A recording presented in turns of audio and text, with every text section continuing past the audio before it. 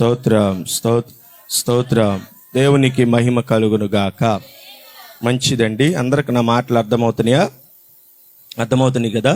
చక్కగా దేవుని మాటలు. ఈ పరిశుద్ధ దినం దేవుడు ఆయన తన ప్రజలైనటువంటి మీతో ఏ మాటల ద్వారా మరి ఆయన మాట్లాడాలి, ముచ్చటించాలి అనుకుంటున్నాడో మరి ఆ మాటలను వినటానికి మీరందరూ సిద్ధంగానే ఉన్నారా? మీ హృదయాలన్నీ సిద్ధంగానే ఉన్నాయా?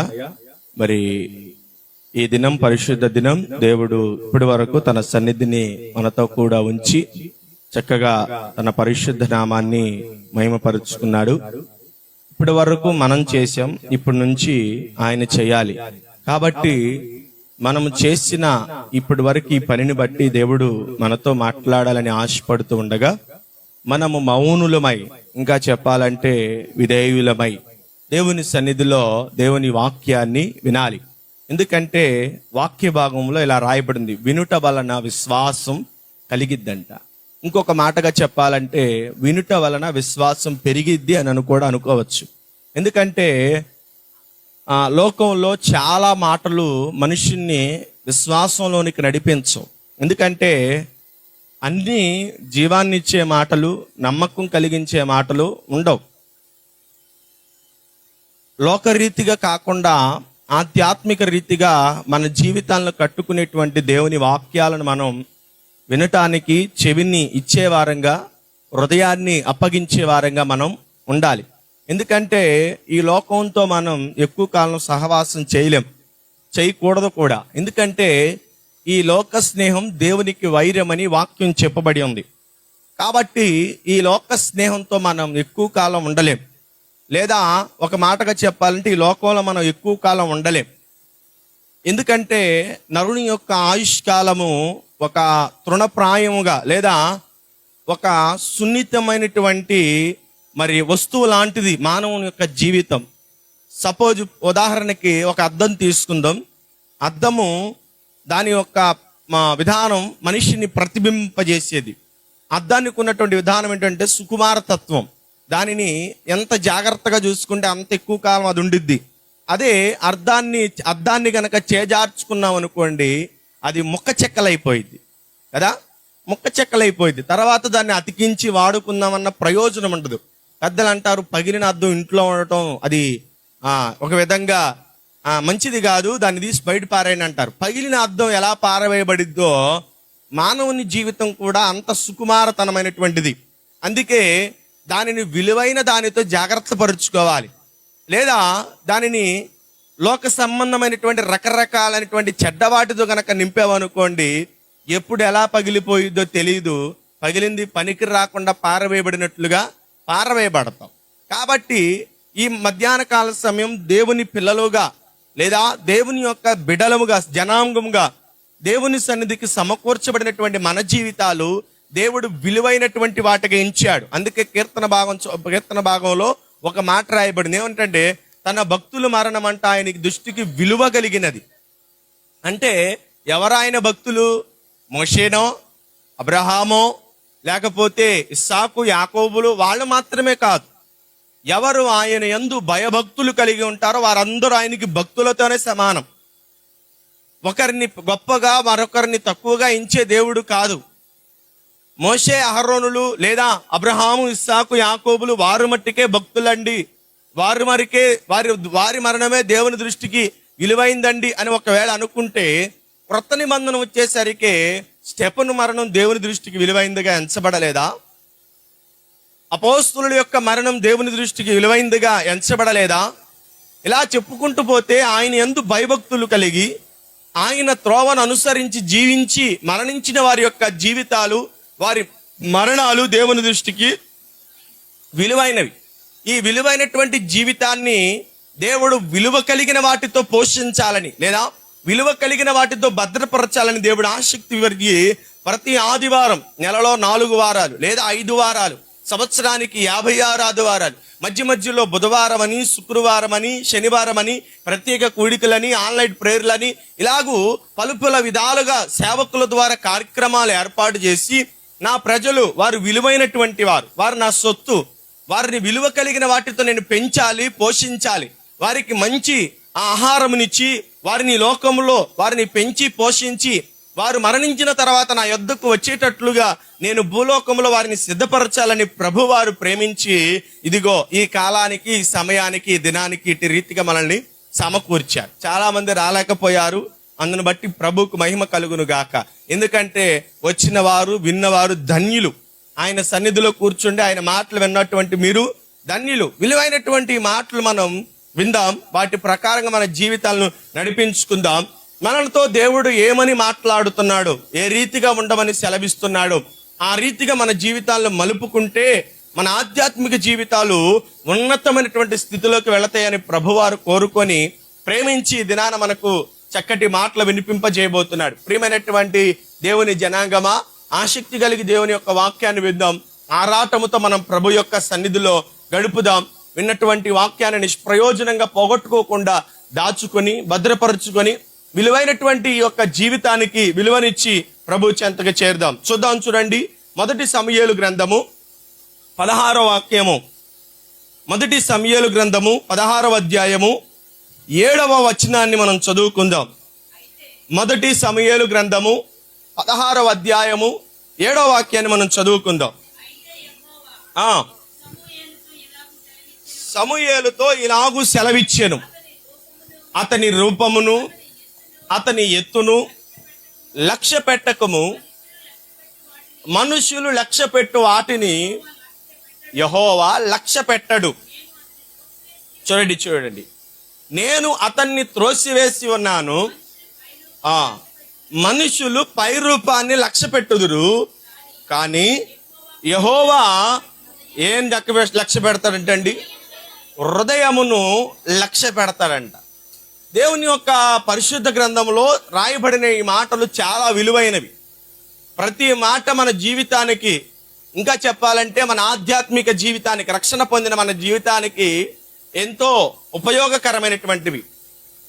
మరి ఈ మాటల ద్వారా మనం మనల్ని సరి చేసుకోవడానికి దేవుడిచ్చిన యొక్క మంచి వాక్యమును బట్టి దేవునికి స్తోత్రం చెబుదాం ఒకసారి. హల్లెలూయా. ప్రియమైనటువంటి దేవుని ప్రజలారా, చదవబడిన లేఖన భాగము 1 సమూయేలు గ్రంథము 16వ అధ్యాయము 7వ వాక్యములో అక్కడ సందర్భాన్ని కొంచెం నేను పరిచయం చేస్తాను. అంతకు ముందు పై వచనములో సౌలు, సమూయేలు ఇద్దరి సంభాషణలు. అతడు అక్కడ దేవునికి వ్యతిరేకమైన కార్యము చేయడం వల్ల దేవుడు మరి సౌలు యొక్క రాజ్య పరిపాలన తృణీకరించి త్రోసివేసి మరి దేవుడు వేరొకరిని ఎంచుకోవడానికి వెళ్ళిపోయాడు, వేరొకరిని ఎంపిక చేసుకోవడానికి వెళ్ళిపోయాడు. ఈ విషయం తెలియక సమూయేలు, ప్రవక్త అయినటువంటి సమూయేలు సౌలును ఏర్పాటు చేసిన విధానాన్ని బట్టి దుఃఖపడుతూ వేదన పడుతూ రాత్రంతా దేవుని సన్నిధిలో కన్నీరు కారుస్తూనే ఉన్నాడంట. దేవుని యొక్క యాజకుడు దేవుని భారాన్ని మోసేటువంటి వాడు, లేదా దేవుని హృదయం కలిగినటువంటి వాడు తన ప్రజలకు ఏ విధంగా ఎప్పుడు ఎలా ఉపయోగమైనది, ప్రయోజనకరమైనది, వారి జీవితాలు నడిపించేటువంటిది, వారికి ప్రయోజనకరమైనది ఇవ్వాలని దేవుడు ఎలా ఆశపడుతూ ఉంటాడో దైవ సేవకుడు కూడా అంతే. దైవ సేవకుని హృదయం కూడా అంతే. దేవుని యొక్క తపన, దేవుని యొక్క ఆరాటం, దేవుని యొక్క హృదయ స్పందన కలిగిన వాడే దేవుని సేవకుడు. అందుకే సేవకుల్ని గౌరవించాలని, సేవకుని మర్యాద చేయాలని, సేవకునికి గౌరవమైనటువంటి సంస్కారవంతమైనటువంటి మర్యాదను మనం ఇవ్వాలని వాక్య భాగం చెబుతున్నది. సమూయేలు ఆ రాత్రంతా సౌలుని గురించి ఏడ్చాడంట. ఏడిస్తే దేవుని స్వరం సమూయేలుకు వినబడింది. అయ్యా సమూయేలు, ఎందుకింత వేదన పడతావు, బాధపడతావు, దుఃఖపడతావు, ఎందుకంత రాత్రంతా కన్నీరు కారుస్తూ ఉంటావు? లేచి నిలబడి, నేను ఒక ఆయన్ని ఎన్నుకోవడానికి వెళ్ళాను, అతడు పలానా చోట ఉన్నాడు, అతని దగ్గరికి నువ్వు వెళ్ళు, నేను రాత్రి చూసి వచ్చాను, నువ్వు బాధపడుతున్నావు కదా, నువ్వు దుఃఖపడుతున్నావు కదా, నువ్వు కన్నీరు కారుస్తున్నావు కదా, నిన్ను విడిచి, సౌలుని విడిచి నేను నా మనస్సుడు లేదా నా హృదయానుసారుడైనటువంటి వాడిని ఒక నేను ఎత్తుక్కున్నాను, నాకు కనపడ్డాడు, నాకు దొరికాడు. ఇప్పుడు నువ్వు వెళ్ళి చేయవలసిన పని ఏంటంటే దుఃఖము మాని నీ తైలపు బుడ్డిని నూనెతో నింపుకొని బయలుదేరు. ఎక్కడికి వెళ్ళమంటావు? బెత్లెహేముకి వెళ్ళు. బెత్లెహేములో ఎవరి దగ్గరికి వెళ్ళమంటావు? ఫలానా యెష్షయి ఉన్నాడు, అతని ఇంటికి వెళ్ళు. ఎవరు అక్కడ? నేను వెళ్ళి చెప్తాలే, నువ్వు వెళ్ళు, నేను చెప్తాలే. అయ్యా ఎన్నో కుమారుడు, నేను వెళ్ళి నువ్వు వెళ్ళు, నేను చెప్తాలే. సమూయేలు నువ్వు వెళ్ళు అంటాడు. మరి సౌలు గనక ఈ విషయం చెబితే మరి నన్ను చంపేస్తాడు కదా, మరి నన్ను బ్రతకనీయుడు కదా. సౌలు అసలే క్రూరుడు, మంచి మనసు కలిగిన వాడు కాదు. మరి నాకు ఏదైనా ప్రాణహాని తెచ్చి పెడతారంటే, సరే దేవునికి బలర్పించాలని ఒక పశువును తీసుకుని వెళ్ళి, నువ్వు వెళ్ళు ఆ బెత్లెహేము నగరానికి వెళితే నేను అక్కడ నా కొరకైనటువంటి ఒక మనిషిని నేను సిద్ధపాటు చేసుకుంటానని దేవుడు సమూయేలుకు చెబుతున్నాడు. ఈ సందర్భం అంతా మనకు తెలిసిందే. చిన్ననాటి కాడ నుంచి వాక్యం తెలిసినప్పటి కాడ నుంచి ఈ వాక్య భాగం అంతా మనం తెలుస్తున్నట్టు ఎరిగినటువంటి వారమే. ఇప్పుడు మనం ధ్యానించినటువంటి వాక్య భాగానికి మనం వచ్చేద్దాం. అక్కడ సమూయేలు యెషయా ఇంటికి వచ్చాడు. యెషయా ఇంటికి వచ్చినటువంటి సమూయేలు యెషయాతో మాట్లాడుతున్నాడు. అయ్యా, నీ కుటుంబంలో నీ బిడ్డల్లో ఒక వాణ్ణి దేవుడు తన పని కొరకు, అంటే రాజ్య పరిపాలన పని కొరకు దేవుడు నియమించుకొనబోతున్నాడు. మరి నీ బిడ్డలైనటువంటి వారిని వరుసగా నా ముందు నిలబెడితే ఎవరు యోగ్యుడో, ఎవరు దేవునికి ఇష్టమైన వాడో, ఎవరు దేవుడు ఆ సమయమందు చూచి ఎన్నిక చేసి సిద్ధపరి చేసుకుని తన ప్రజలకు నాయకుడిగా రాజుగా ఉండాలని ఎన్నిక చేసుకున్నాడు, వాడిని అభిషేకించి నేను వెళతానని చెప్పినప్పుడు యెషయా సంతోషపడ్డాడు. ఎంత భాగ్యము! తన ప్రజలైన ఇశ్రాయేలుని ఏలుబాటు చేయడానికి దేవుడు అల్పుడనైన నా కుటుంబాన్ని, యూదా గోత్రంలో ఎన్నికలేనటువంటి నా కుటుంబాన్ని దేవుడు ఎన్నుకున్నాడా అని సంతోషపడుతూ తన గర్భమున పుట్టినటువంటి కుమారులందరినీ వరుస క్రమంలో తీసుకొస్తున్నాడు. ఈ వరుస క్రమంలో తీసుకువస్తూనే మొట్టమొదటిగా నిలబెట్టినటువంటి వాడు ఎలియాబును తీసుకొచ్చి భక్తుడైనటువంటి ప్రవక్త అయినటువంటి సమూయేలు ముందు నిలబెట్టగా, సమూయేలు అతడు వస్తుండగానే అతనిలో ఉన్నటువంటి గాంభీరత్వాన్ని, లేదా అతనిలో ఉన్నటువంటి రాజరికానికి సరిపడేటువంటి అవలక్షణాలను చూసి అతడు అనుకున్నాడు, ఆహా, దేవుడు ఇశ్రాయేలులకు నాయకుడిగా ఉండటకు ఎంత మంచి వాడిని ఎన్నుకున్నాడు.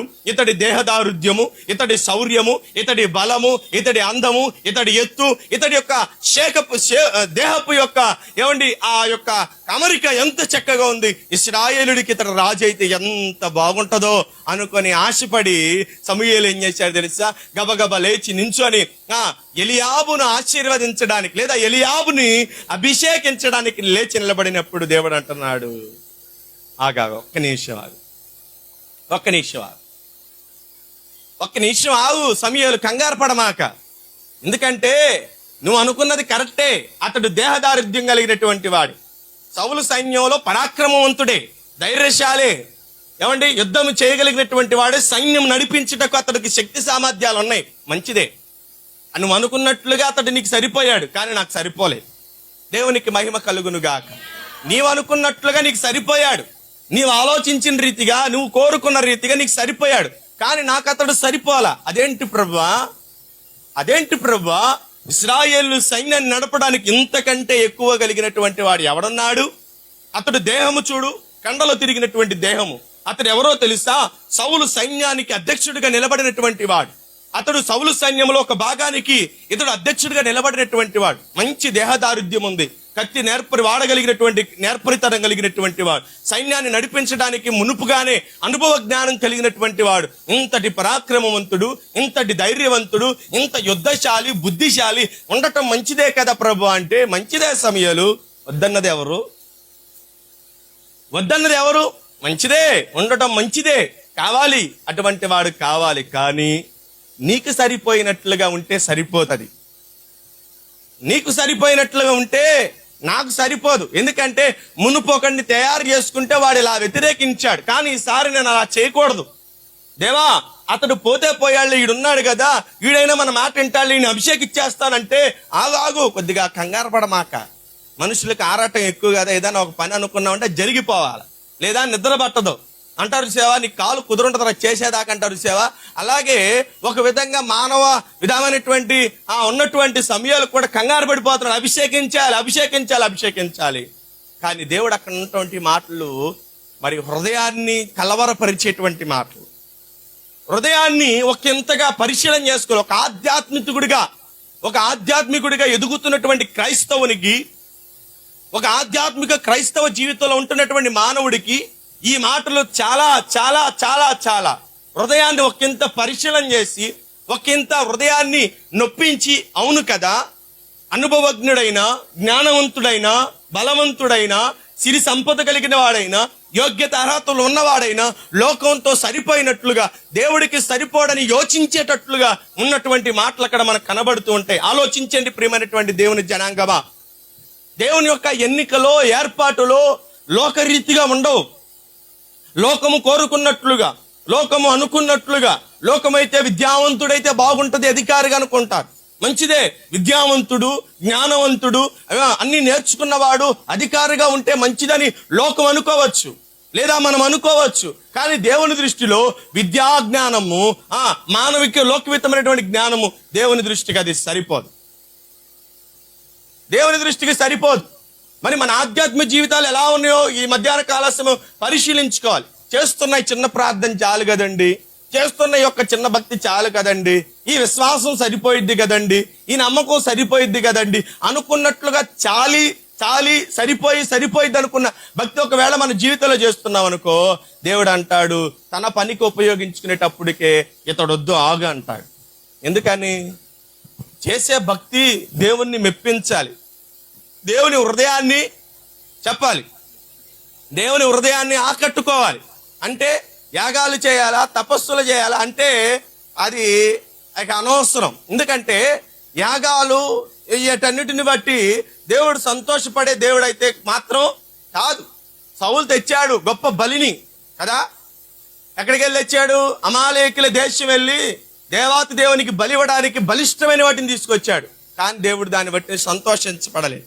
బలి అర్పించడం వలనో, కానుకలు ఇవ్వడం వలనో, దశంభాగాలు ఇవ్వడం వలనో, లేకపోతే మందిరంలో నువ్వేదో వస్తువు తేవడం వలనో దేవుడు నిన్ను బట్టి సంతోషపడే దేవుడు కాదు, లేదా తన పని కొరకు నిన్ను వాడుకునే దేవుడు కాదు.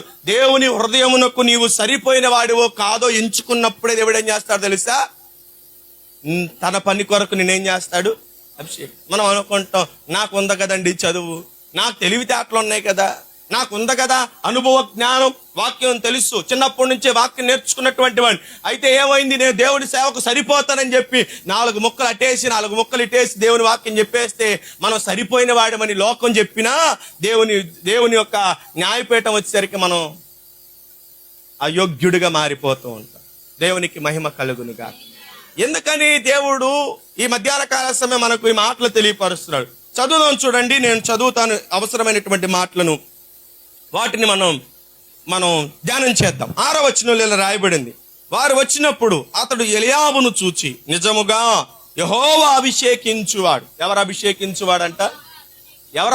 ముందు మనం చెప్పుకున్నాం కదా, అతడి యొక్క నడక, తీరు, తెన్నులు సమయాలు ఆకట్టుకున్నాయి. సమయాలంట ఎలియాబు దేహం ఆకట్టుకుందంట. ఇంతకంటే బలవంతుడు, ఇంతకంటే అసలు ఎక్కడుంటాడు చెప్పండి అని సమయాలు ఒక్కసారిగా ఎలియాబు యొక్క దేహదారుధ్యానికి, లేదా ఎలియాబు యొక్క అందచందాలకు, లేదా ఎలియాబు యొక్క ఆకారానికి ముగ్ధుడైపోయాడు సమయాలు. ఎంత ముగ్ధుడైపోయాడంటే ఆ రాత్రి అంతా దుఃఖపడినటువంటి దుఃఖానికి ఒక్కసారిగా సమయాలు ఎలియాబును చూడగానే ఏమైందో తెలుసా? దుఃఖం అంతా పోయి అబ్బబ్బబ్బబ్బబ్బ, నిజమే దేవుడు ఎంత చక్కటి వాడిని ఎన్నుకున్నాడు అనుకున్నాడు. కానీ సమూయేలు యొక్క ఆలోచన తారుమారైపోయి అక్కడ అంటున్నాడు, చూడండి, అతని రూపమును అతని ఎత్తును లక్ష్య పెట్టకు, మనుషులు లక్ష్య పెట్టు వాటిని యెహోవా లక్ష్య పెట్టడు, నేను అతన్ని త్రోసివేశాను. దేవునికి మహిమ కలుగునుగా.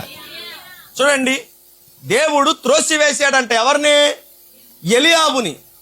అసలు ఎలియాబు జీవితంలో, ఎలియాబు బ్రతుకులో దేవుడు త్రోసివేసే అంత దౌర్భాగ్యమైన జీవితం ఏముంది ఒకసారి పరిశీలన చేయాలి. ఎలియాబు అనే పేరు చక్కటి అర్థం. ఎల్ అంటే ఎబ్రీ భాషలో దేవుడు అనే మాట, అబ్ అంటే తండ్రి. అర్థమైందా? ఎబ్రీ భాషలో ఎలియాబుకున్నటువంటి మాటకు అర్థం ఎల్ అంటే దేవుడు, అబ్ అంటే తండ్రి. ఇప్పుడు ఎలియాబు యొక్క పేరుకు అర్థం ఏంటో తెలుసా? దేవుడు నా తండ్రి. ఎంతటి చక్కటి అర్థవంతమైనటువంటి పేరో కదా. చాలా మంది పేర్లు పెట్టుకుంటారు. ఏమని పేర్లు పెట్టుకుంటారో తెలుసా? అప్పటి కాలంలో అయితే దేవుళ్ళు పేరు చేసేటట్లుగా ఎంకమ్మో, పుల్లమ్మో, ఎల్లమ్మో ఏదో పేర్లు పెట్టుకునేవాళ్ళు. ఆ తర్వాత జనరేషన్ మారి ఏం చేశారంటే తాత ముత్తాతల పేర్లు కలిసేటట్లుగా, తానో మానో కలిసేటట్లుగా పేర్లు పెట్టేవాళ్ళు. ఇప్పుడు అన్నీ పోయినాయి. ఇప్పుడు ఏమైందో తెలుసా? స్టైల్గా ఉండేటట్లుగా, చెప్పన్నా, స్టైల్గా ఉండేటట్లుగా పేర్లు. నా జీవితం కూడా ఉందలేండి దానికి, నేను కూడా ఉన్నా. దేవునికి మహిమ కలుగును గాక. ఏమంటే పేర్లు మార్చేస్తూ ఉంటారు. ఎందుకంటే ఆ లొకాలిటీలో ఆ పేరును బట్టి అతనికి ఏం కలగాలి? అబ్బా ఏం పేరు రానిది, ఎంత చక్కటి పేరు రా. ఆ పేరు పదే పదే పలకాలి.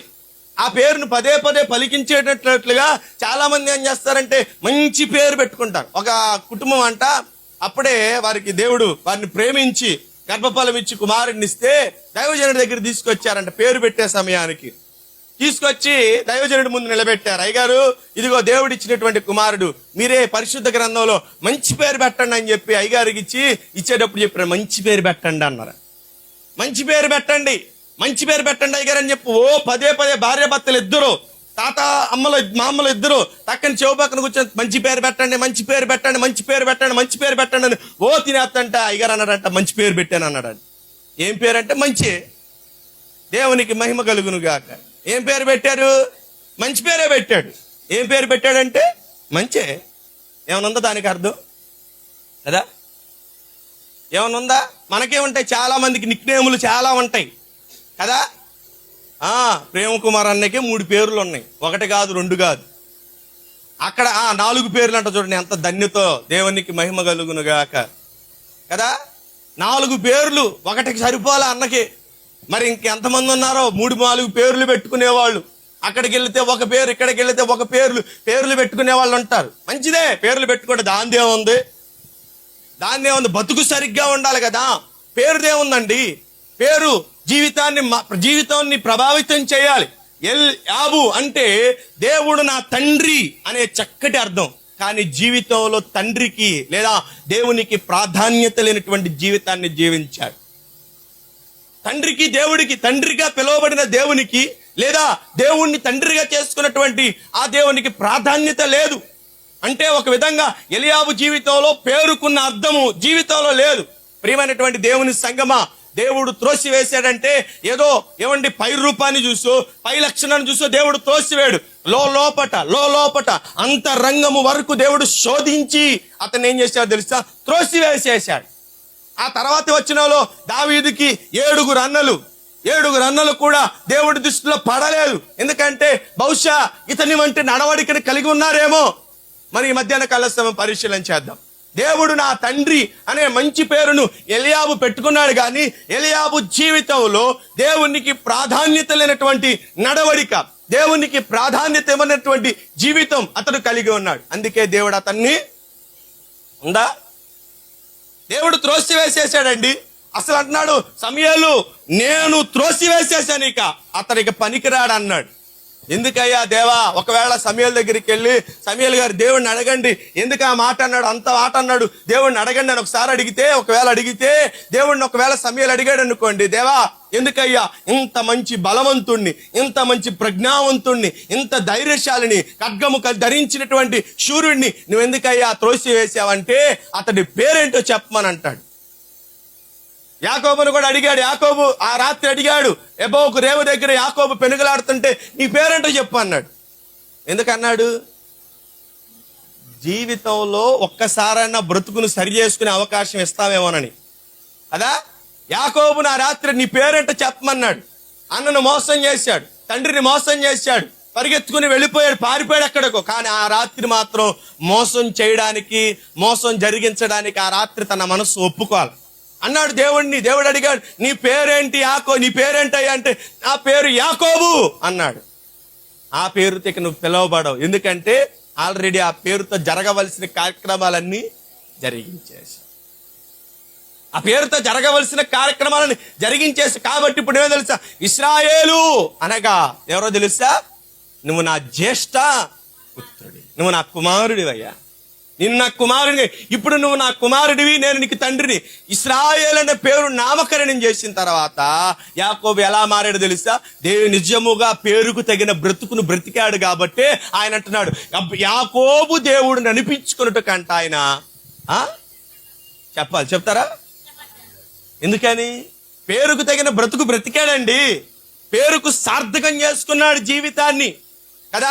మన జీవితాల్లో కూడా మనకు పెట్టబడిన పేరు ఏదైనప్పటికీ కానీ దాని అర్థాలు లోతులు తెలుసుకొని ఆ విధంగా మనం ముందుకు అడుగులు వేయాలి. పేరుదే ఉందండి. మునుపు మనకు లోకంలో ఒక పేరు, సంఘంకి వచ్చిన తర్వాత ఒక పేరు. లోకంలో ఉన్న పేరు లోకస్తుడిగా, సంఘంలోకి వచ్చిన తర్వాత దేవుని ప్రజలుగా నామకరణం చేయబడ్డాం. దేవుని పిల్లలుగా, దేవుని ప్రజలుగా, దేవుని సొత్తైనటువంటి జనాంగం నీకు నామకరణం చేశాడు. ఆయన క్రొత్త పేరు నీకు పెట్టాడు. ఇప్పుడు పరిశుద్ధ దేవుని సైన్యములకు అధిపతగు దేవుని యొక్క సైన్యముగా, దేవుని ప్రజలుగా నీకు నామకరణం చేస్తే ఆ పేరును బట్టి అయినా మనం బ్రతుకుతున్నామా? అంతియొక్కయాలో మొట్టమొదటిగా వచ్చిందంట. ఏంటది? శిష్యులకు క్రైస్తవులు అనే పేరు వచ్చిందంట. ఏమొచ్చిందమ్మా? చెప్దాం అందరం కలిసి, బిగ్గరగా చెప్దామా? ఎక్కడొచ్చింది? అంతియొక్కయాలో. అది ఎక్కడుంది? పరిశుద్ధ గ్రంథంలో ఉంది. అంతే. ఏడుంది ఎక్కడుందని నమ్మినట్టు మమ్మల్ని ఏం చెప్పమంటారంటే పరిశుద్ధ గ్రంథాన్ని చెప్పండి చాలా. దేవునికి మహిమ కలుగును గాక. అంతియొక్కయాలో శిష్యులకు ఏం పేరు వచ్చిందో తెలుసా? అప్పుడు వరకు వాళ్ళకి పలు రకాల పేర్లు ఉన్నాయి. యాకోబని, యోహోనని, పేతురని, సీమోనని, లేకపోతే అనేక పేర్లు ఉన్నాయి. కానీ ఆ రోజు మాత్రం అక్కడ వారికి ఒకే ఒక్క పేరు వచ్చింది. ఆ పేరు ఏంటో తెలుసా? క్రైస్తవులు. అంటే దానికి అర్థం వీరు క్రీస్తుని కలిగినవారు. అప్పటి నుండి వారి జీవితాలు, అంతకు ముందు నుండి వారి జీవితాలు ఎలా ఉన్నాయో ఆ తర్వాత వారి జీవితాలు క్రీస్తును ప్రతిబింబించారు. వారి జీవితాలు ఆ పేరుకు సార్థవంతమైనటువంటి జీవితాన్ని వారు జీవించారు. క్రైస్తవులు అని పిలువబడుతున్న అపోస్తులు ఎక్కడ నిలబడినా, ఎక్కడ వారు ప్రయాణం చేస్తున్నా వారు క్రీస్తు స్వారూప్యాన్ని ప్రతిబింబించారు. చెరసాల్లోనైనా సరే, అగ్ని గంధకంలోనైనా సరే, ఏమండి శ్రమలోనైనా సరే, కన్నీళ్ళనైనా సరే, ఎక్కడ వారు నిలబడినా ఇదిగో వీరు క్రీస్తు స్వారూప్యం కలిగినటువంటి వారు, ఇదిగో వీరిలో క్రీస్తు కనబడుతున్నారని చెప్పి ఆ పేరును బట్టి వాళ్ళు ఏం చేశారు తెలుసా? ప్రభువుని కనపరిచారు. ఆ పుతేను అన్న దెయ్యం పుట్టిన చిన్నది, ఏమండి పౌలు శీలలో వెళుతుంటే వాళ్ళ గురించి పలికిన వాడు, ఇదిగో నిజమైనటువంటి దేవుని యొక్క మార్గమును పరిచయం చేయవారు వీళ్ళేనయ్యా. చదువుతారు అపోస్తుల కార్యాల గ్రంథం, రెఫరెన్స్ 16 అపోస్తుల కార్యాల గ్రంథము 16వ అధ్యాయము 16వ వాక్యాన్ని చదువుతున్నారు. చూడండి. మేము ప్రార్థనా స్థలమునకు వెళుతుండగా, ఎవరెవరు వెళుతున్నారు అక్కడ? పౌలు శీల ఇద్దరు కలిసి ప్రార్థనా స్థలమునకు వెళుతున్నారు. అప్పటికే వాళ్ళు చాలా దూరం ప్రయాణం చేసి చాలా చోట్లకు మారారు. మారిన తర్వాత వాళ్ళకు చోటకు వచ్చిన తర్వాత అక్కడ వారంట ప్రార్థనా స్థలమునకు వెళుతుండగా పుతోను అను దయ్యం పట్టినటువంటి చిన్నది సోది చెప్పుట చేత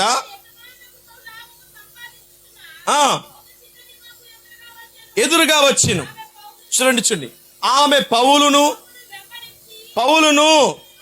మమ్మును వెంబడించి, చూడండి, ఈ మనుష్యులు సర్వోన్నతుని యొక్క దేవుని దాసులు.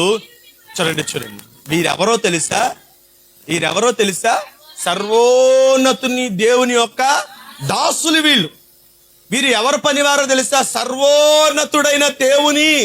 సర్వోన్నతుడంటే సర్వం ఇక ఆయనలే, ఆయన తప్ప వేరేదేమీ లేదు. సర్వము ఆయనే, సర్వస్వం ఆయన ద్వారానే, అన్ని ఆయన అయినటువంటి దేవుని యొక్క దాసులయ్యా వీళ్ళు. ఏం చేస్తారు తెలుసా? అక్కడ అంటున్నాడు, రక్షణ మార్గమును వీరు ప్రచురిస్తారు. ఎవరు చెప్తున్నారు ఈ మాట? ఒక దెయ్యము పట్టినటువంటి చిన్నది సోది చెప్పటం కాదు కానీ ఆమె తన ప్రజలైన దేవుని ప్రజలుగా పిలువబడుతున్నటువంటి, అపోస్తులుగా పిలువబడుతున్నటువంటి క్రైస్తవులు అనేటువంటి వారిని గురించి ఆ దయ్యము పట్టిన చిన్నది ప్రకటన చేస్తుంది. ఎందుకంటే వారి జీవితాలు ఎలా ఉన్నాయి? ఆ విధంగా ఆ పేరుకు సార్థవంతంగా బ్రతుకుతున్నాయి. ఇప్పుడు మనం వాక్యానికి వచ్చేద్దాం. యాబు అంటే మనం దానికి అర్థం మనం దీనిలో ఏంటంటే అది దేవుడే నా తండ్రి. కానీ ఎల్యాబును దేవుడు త్రోసివేసేశాడు కదా. క్రైస్తవులని పేరు పెట్టుకున్నంత మాత్రాన పరలోక రాజ్యం వెళ్తామని అనుకోమాకండి. అర్థమైందా? క్రైస్తవులని పేరు పెట్టుకున్నంత మాత్రాన పరలోక రాజ్యం వెళ్తామని గ్యారంటీ మాకుంది. రొమ్మిరుచుకొని చెప్తున్నాను, నేను డెఫినెట్ గా పరలోక రాజ్యానికి వెళ్ళిపోతాను. ఇక నాకు ఎదురు లేదు. ఎందుకంటే మా తాత క్రైస్తవుడు, మా నాన్న క్రైస్తవుడు, మా అమ్మ క్రైస్తవులారు, మా అన్న క్రైస్తవులు, అందరం క్రైస్తవులమే, నేను క్రైస్తవుడే కాబట్టి క్రైస్తవులకే పరలోక రాజ్యం ఉందని చెప్పి క్రైస్తవ పేరుని పెట్టి పరలోక రాజ్యం సంపాదించుకుందామంటే కుదరదు. ఎందుకంటే క్రైస్తవుడు అన్న పేరు నీ ఒంటి మీద ఉంటే సరిపోదు, నీ బ్రతుకులో ఉండాలి. క్రైస్తవులు అన్న పేరు జీవితం ఉంటే సరిపోదు, ఆ జీవిత నడవడిక ఆ విధంగా ఉండాలి. అప్పుడే దేవుడు ఏం చేస్తాడు తెలుసా? పరలోక రాజ్యానికి నిన్ను తీసుకువెళతావు. అర్థమైందండి ఎందుకు ఎలియాబుని దేవుడు తోసివేసేశాడు? పేరుకు తగిన బ్రతుకు పేరైతే పెట్టుకున్నాడు. ఏమని పెట్టుకున్నాడు? ఎల్ యాబు. కానీ జీవితంలో దేవునికి ప్రాధాన్యత లేదు కదా. ఈ మధ్యాహ్న కాల సమయం ఒకసారి పరిశీలన చేసుకుందాం. మన జీవితాలు ఎలా ఉంటున్నాయి ఒకసారి పరిశీలన చేసుకుందాం. చెప్పాను కదా, మొదటిగా మనం దేవుడు మనకు నామకరణం చేశాడు. ఏమని నామకరణం చేశాడు? యెషయా గ్రంథంలో ఒక చోట చదివితే పరిశుద్ధ జనమని వారికి పేరు పెట్టాడు. ఇంకా మనం పేతృపత్రికలు వెళితే వీరెవరో తెలుసా? చెప్పండి. దేవుని సొత్తైన ప్రజలు, యాజకులు, రాజులు, వీళ్ళు దేవుని ప్రజలు. వీళ్ళకి క్రొత్త పేర్లు దేవుడు ఏం చేశాడు తెలుసా? మన మీద రాశాడు. మనం ఎక్కడికి వెళ్ళినా మీరు క్రైస్తవులు అని అడుగుతున్నారంటే ఆ పేరును దేవుడు మనకు తొడిగాడు, ఇచ్చాడు. మనకి ఇచ్చినటువంటి మన జీవితాలకు ఆ పేరును బట్టి సార్థవకవంతమైనటువంటి జీవితం కలిగి ఉంటున్నావా లేదా పరిశీలన చేసుకో. ఎందుకంటే ఆ పేరును బట్టి నీవు పరలోక రాజ్యానికి వెళ్ళాలి అంటే ఆ పేరును కలిగినటువంటి జీవితం, ఆ బ్రతుకు మనం బ్రతికితే పరలోక రాజ్యానికి మనం చేరుతాం. మరి ఇప్పటి వరకు మన జీవితాలు అలా ఉన్నాయో లేవో ఒకసారి పరిశీలన చేసుకో. లేదంటే దేవుడు అంటాడు, నేను అతన్ని త్రోసివేసే పనికిరాడేక. అయ్యా బైబిల్ బాగా చదువుతారయ్యా, పాటలు బాగా పాడతారయ్యా, వాయిద్యాలు బాగా వాయిస్తారయ్యా, మందిరానికి ముందే వస్తారయ్యా, ఇన్ని చేస్తారు, ఎందుకు తోసేస్తామంటే అన్నీ చేస్తాడు కానీ అస్సలుదే లేదు తన జీవితంలో. ఏంటంటండి? అదే లేదు. నాకు ప్రాధాన్యత ఉన్న చోట నేను ఎందుకుంటాను? అక్కడ ఉంటాడా దేవుడు? దేవునికి ప్రాధాన్యత లేని చోట, లేకపోతే దేవునికి ఘనత లేనటువంటి చోట దేవుడు నిలబడే దేవుడా?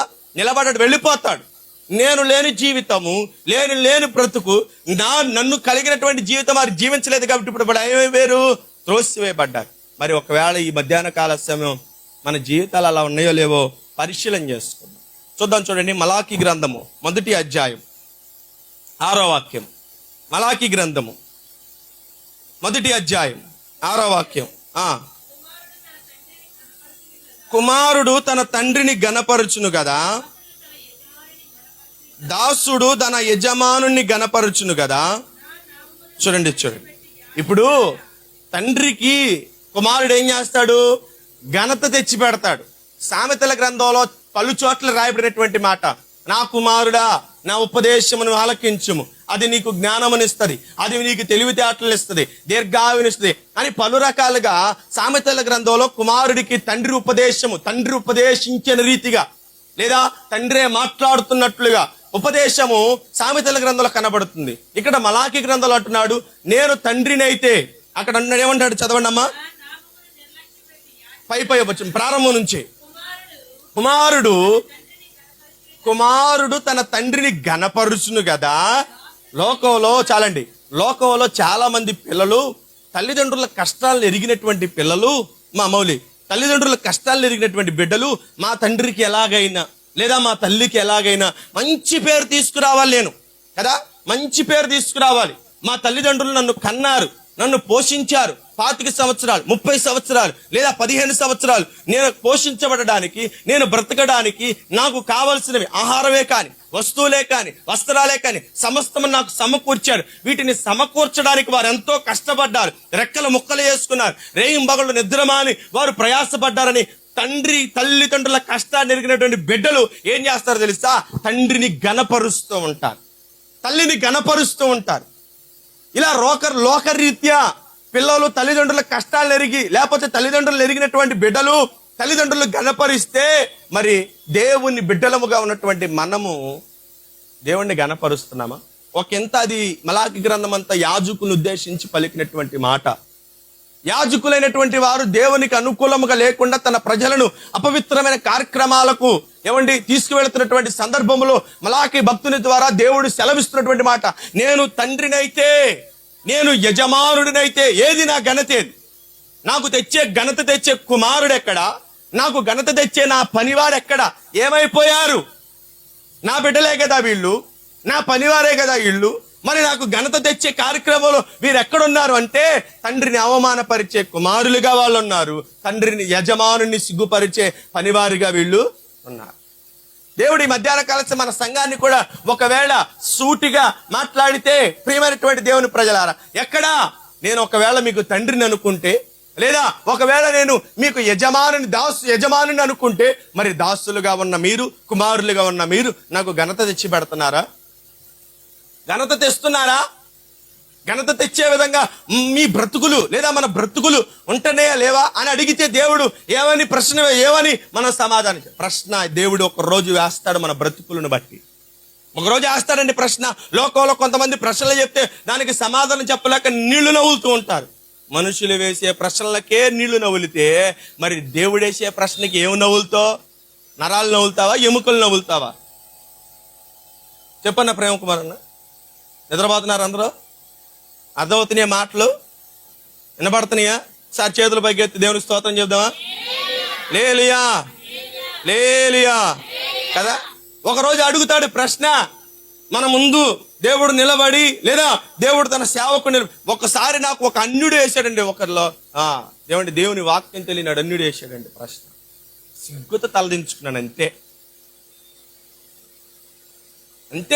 ఆ రోజు ఆ మాట అతడు నోట నుండి వచ్చేసరికి ఏం మాట్లాడాలో కూడా తెలియలేదు. అదే దేవుడు మనల్ని ప్రశ్న వేస్తే మనం ఉంటామా? మనం సమాధానం చెప్పగలిగేటువంటి స్థాయిలో మనం ఎందుకు ఎలియాబుని దేవా తోసివేసావంటే, ఎలియాబు జీవితంలో నాకు నచ్చనేటువంటిది, నాకు ఘనత తెచ్చేటువంటి కార్యక్రమాలు అతని జీవితంలో లేవు. నడవడిక లేదు, ప్రవర్తన లేదు. పేరుకు దేవుడు క్రైస్తవుడు బిడ్డలే, పేరుకు తండ్రే, దేవుడు తండ్రే, కానీ నడవడికి వచ్చేసరికి ఎవరిని తండ్రిగా చేసుకుని తెలుసా? మత్తయి సువార్తలో రాయబడినటువంటి మాట, మీరు మీ తండ్రి అయిన అపవాది మాట్లాడుతున్నాడు. ఈ మాట యోధా జాతిని గురించి, ఇశ్రాయేలు జనాంగమును గురించి. సాక్షాత్తు దేవుడే ఇశ్రాయేలు ప్రజలతో ఎవరి రక్షణ కొరకు వచ్చాడు, ఎవరిని రక్షించాలని వచ్చాడు, ఎవరిని తనతో పాటు కూడా ఉండాలని తీసుకువెళ్ళటానికి వారిని సిద్ధపరచడానికి వచ్చాడు, ఎవరి కొరకు తన ప్రాణమును పెట్టినంతగా తను తాను అప్పగించుకుని వచ్చాడు, ఆయన వారిని అంటున్నటువంటి మాట. మీరు ఎవరి సంబంధులో తెలుసా? మీరు ఎవరి బిడ్డలో తెలుసా? వాళ్ళు అంటున్నారు, మా తండ్రి అబ్రహాము, మా పితరుడు ఇస్సాకు, మా తండ్రి ఇశ్రాయేలు యాకోబు అని గర్వంగా చెప్పుకున్నారు. కానీ దేవుడు అన్నారు, బాబు అయ్యా, ఒకవేళ మీకు తండ్రి వాళ్ళు అవ్వచ్చేమో కానీ మీ బ్రతుకులు వారిని పోలి లేవు, వారిని అనుసరించి లేవు. అదేంటయ్యా, పేరుకు మాత్రం తండ్రి అయితే సరిపోదా? నడవడికి కూడా. అవును, క్రైస్తవ జీవితంలో కావాల్సింది నీ ప్రవర్తన, నీ నడవడిక, సమస్తము నీకు కలిగిన తండ్రిని ఆధారం చేసుకుని ఉండాలి. అంతేగాని పేరు మా మందిరానికి వెళ్ళినప్పుడు క్రైస్తవులు కానీ మందిరం దాటిన తర్వాత రాక్షసులుగా మనం బ్రతకూడదు. అర్థమైందండి? మందిరంలో ఉన్నప్పుడేమో భక్తి పరులుగా, మందిరం దాటిన తర్వాత లోకస్తుల కంటే దారుణంగా మన బ్రతుకులు ఉండకూడదు. మందిరంలో ఉన్నప్పుడేమో స్తుతి స్తోత్రం, స్తుతి స్తోత్రం, హల్లెలూయా ఆమె దేవా దేవా అని పాటలు పాడి బయటికి వెళ్ళిన తర్వాత నీవంతా నేనంతా, నీ బతికేంటి నా బతికేంటి, నువ్వు అది తింటున్నావు నేను ఇది తింటున్నా అని ఒకవేళ లోకస్తులు పలికిన రీతిగా ఒకవేళ మన బ్రతుకు ఉంటుందేమో పరిశీలన చేసి. స్వయంగా మాట ఇశ్రాయేలు అంటే వారి మనసు చివుక్కుమంది ఒక్కసారిగా. అరే, మా తండ్రి అబ్రహాముని గర్వపడుతున్నాం, మా తండ్రి ఇస్సాకుని గర్వపడుతున్నాం, మా తండ్రి యాకోబుని అరే మా పూర్వీకులందరూ పెద్ద పెద్ద చరిత్ర కలిగినటువంటి వారే, వారి పేరు చెప్తే సమస్తము ప్రజలందరూ సిగ్గుపడతారు. అబ్రహాము కుమారుడా, ఇస్సాకు కుమారుడా, యాకోబు కుమారుల మీరు అని చెప్పి గర్వపడతారే. మరి ఈయనేంటి మీకు తండ్రి వచ్చేమో కానీ మీ బ్రతుకులో అటువంటి ఆ ప్రాధాన్యత లేదయ్యా. ఒకవేళ అబ్రహామే గనక మీకు తండ్రి అయి ఉంటే, ఈ విధంగా చెప్తున్నాను, అబ్రహాము జీవితమే మీరు కలిగి ఉంటే నేనెవరినో మీరు గుర్తుపట్టి అంటారు. ఎందుకని? అబ్రహాము నన్ను చూడవాలని, నా దినములు చూడవాలని అబ్రహాము ఆశపడ్డాడు. అయ్యా నువ్వెవరివే, నీ వయసు ఎంత? దగ్గర 50 కూడా లేవే, నిన్ను చూడాలని అబ్రహాము ఆశపడతావేంటంటే భౌతికంగా వారికి చెప్పేటువంటి వారు ఆలోచించిన విధానం వేరు, ఆధ్యాత్మికంగా దేవుడు వారికి చెప్పేది వేరు. వారు హృదయము లోతుల్లో వారు గ్రహించట్ల. అర్థమవుతుంది అందరికీ? దేవునికి స్తోత్రం చెప్దాం. వారు భౌతికంగా మేము అబ్రహాము 2000 సంవత్సరాలకు పూర్వం ఉన్నవాడు, అతడు నిన్ను చూడటం ఏంటయ్యా అంటే దేవుడు అంటున్నాడు, ఒకవేళ అతడు ఉంటే నేనున్నప్పుడు నేను సంచరించిన సమయంలో కనుక అతడు ఉంటే ఎంతో సంతోషపడాడయ్యా, నన్ను చూడాలని తాపత్రయపడ్డాడయ్యా అబ్రహాం అంటే.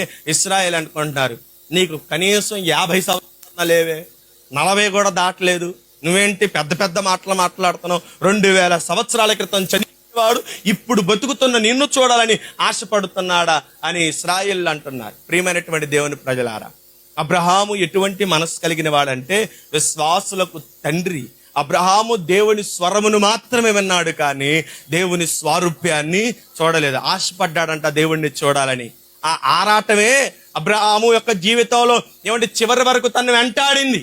అందుకే నేను చూడాలి తపన పడ్డాడు.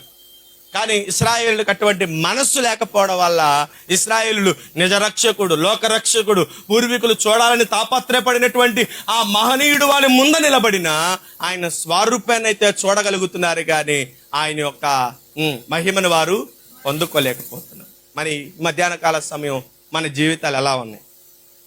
ఏ విధంగా ఉంటుంది? దేవుడు ఎలియాబును త్రోసివేసినట్లుగా మన జీవితాల్లో కూడా దేవుడు త్రోసివేసేటట్లుగా ఉంటున్నాయా? పరిశీలన చేసుకుందాం, ప్రశ్న వేసుకుందాం, మనకు మనమే ఆలోచించుకుందాం. ఒక విధంగా చెప్పాలంటే మన హృదయపు పేజీలను, మన హృదయపు పుస్తకాన్ని ఒకసారి తెరిచి ఇప్పటి వరకు జీవించిన జీవితకాలపు వెనకటి పేజీలకు మనం వెళ్ళి చూద్దాం.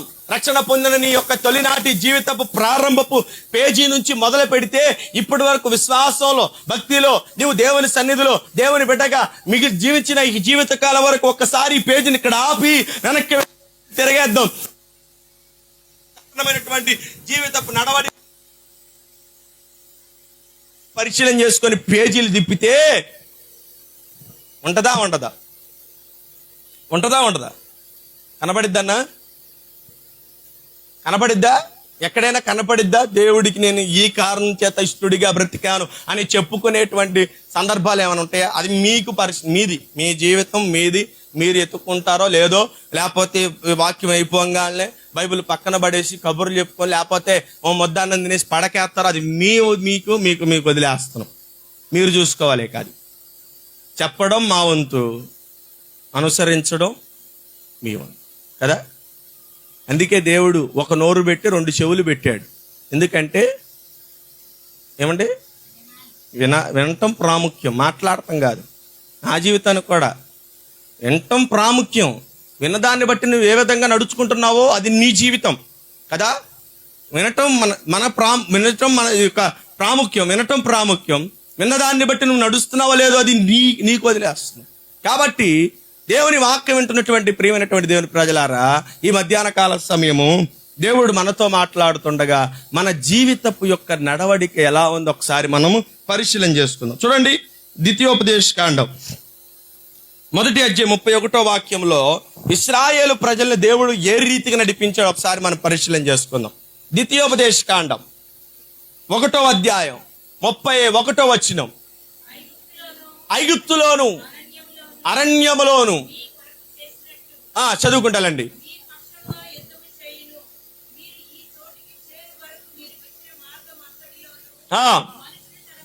చూడండి, ఇది ప్రాముఖ్యమైనటువంటి మాట, అండర్లైన్ చేసుకోండి. మీరు పోవు చోట్లు ఎల్లటికి, మీరు ఎక్కడెక్కడికి వెళ్ళాలి అక్కడ అన్నిటికీ చదవండి. చేరు వరకు మార్గమంతటిలో. చూడండి, ఒక మనుష్యుడు తన కుమారుణ్ణి ప్రయాణములో ఎత్తుకొని తాను నడిచి ఆ చోటుకి చేరిన తర్వాత దింపి ఎలాగైతే మురిసిపోతాడో ఆ రీతిగా దేవుడంట తన ప్రజలను, తన పిల్లలను, తన స్వాస్థ్యాన్ని తండ్రి కుమారుని చెంక పెట్టుకున్న రీతిగా పెట్టుకున్నాడంట. ఇప్పుడు ఎలియాబు తండ్రి అని పేరు పెట్టుకున్నాడు కదా, దేవుడు నా తండ్రి అని పేరు పెట్టుకున్నాడు కదా. ఇశ్రాయేలు యొక్క జీవిత విధానంలో మనం మలాకి గ్రంథంలో పరిశీలన చేసాం కదా. నేను తండ్రిని అయితే నాదేది, నా ఘనతేది అని మనం చదువుకున్నాం కదా. దేవుడు తన పిల్లల్ని ఏ విధంగా నడిపించాడు, ఆయన మనకు తండ్రి అవ్వడం వల్ల, లేదా ఆయన్ని మనం తండ్రిగా కలిగి ఉండటం వల్ల, మన తండ్రి మనల్ని ఎలా నడిపించాడో మనం తెలుసుకుంటే ఆ విధానాన్ని బట్టి ఒక విధంగా మనం ఆలోచించుకోవాలి. అవును కదా, దేవుడు నాకు తండ్రి అయినట్టు నాటికాడ నుంచి ఈ విధంగా నన్ను నడిపించుకుంటూ వచ్చాడు కదా, ఈ విధంగా నన్ను ప్రయాణం చేసుకుంటూ వచ్చాడు కదా. మరి దేవునికి నేను నా తండ్రికి నేను గౌరవ విధంగానే, ఘనత తెచ్చే విధంగానే, మొదిమి ప్రాయమందు తన కుమారులు తండ్రికి కిరీటం వంటి వారు అన్నట్లుగా నేను నా తండ్రికి ఘనత తెచ్చేవాడిగా, గౌరవం ఇచ్చేవాడిగా ఉంటున్నాను లేదు అని పరిశీలన చేసుకోవడానికి వాక్య భాగంలో మనం ముందుకు వెళితే ద్వితీయోపదేశ కాండంలో 1వ అధ్యాయం 31వ వాక్యంలో రాబడినటువంటి మాట నేను స్పష్టంగా చదువుతాను, మీరు జాగ్రత్తగా వినండి. ద్వితీయోపదేశ కాండము 1వ అధ్యాయము 31వ వాక్యంలో ఉన్నటువంటి మాట నేను చదువుతాను, జాగ్రత్తగా వినండి. అక్కడ అంటున్నటువంటి మాట, ఐగుప్తులోను అరణ్యములోను మీ కొరకు చేసినట్టు మీ పక్షముగా యుద్ధము చేయును. మీరు ఈ చోటికి చేరు వరకు మీరు వచ్చిన మార్గమంతటిలో మనుష్యుడు ఏమండి తన కుమారుని ఎత్తుకొనినట్లు మీ దేవుడైన యెహోవా మిమ్ముని ఎత్తుకొని వచ్చిన సంగతిని మీరు ఎరుగుదురుగా. కదా, మీరు ఎరుగుతారా? అసలు మీకు జ్ఞాపకం ఉంది ఈ విషయం? ఏ విషయం జ్ఞాపకం ఉంది? ఐగుప్తులోను అలాగే అరణ్యములోను, రెండు వేరు వేరు సందర్భాలు. ఐగుప్తులోను అన్నాడు అంటే వీరు అరణ్యానికి రాకముందు ఉన్నటువంటి జీవితం ఇది. ఎక్కడున్నారు వీళ్ళు? ఐగుప్తు యొక్క బానిసత్వంలో ఉన్నారు.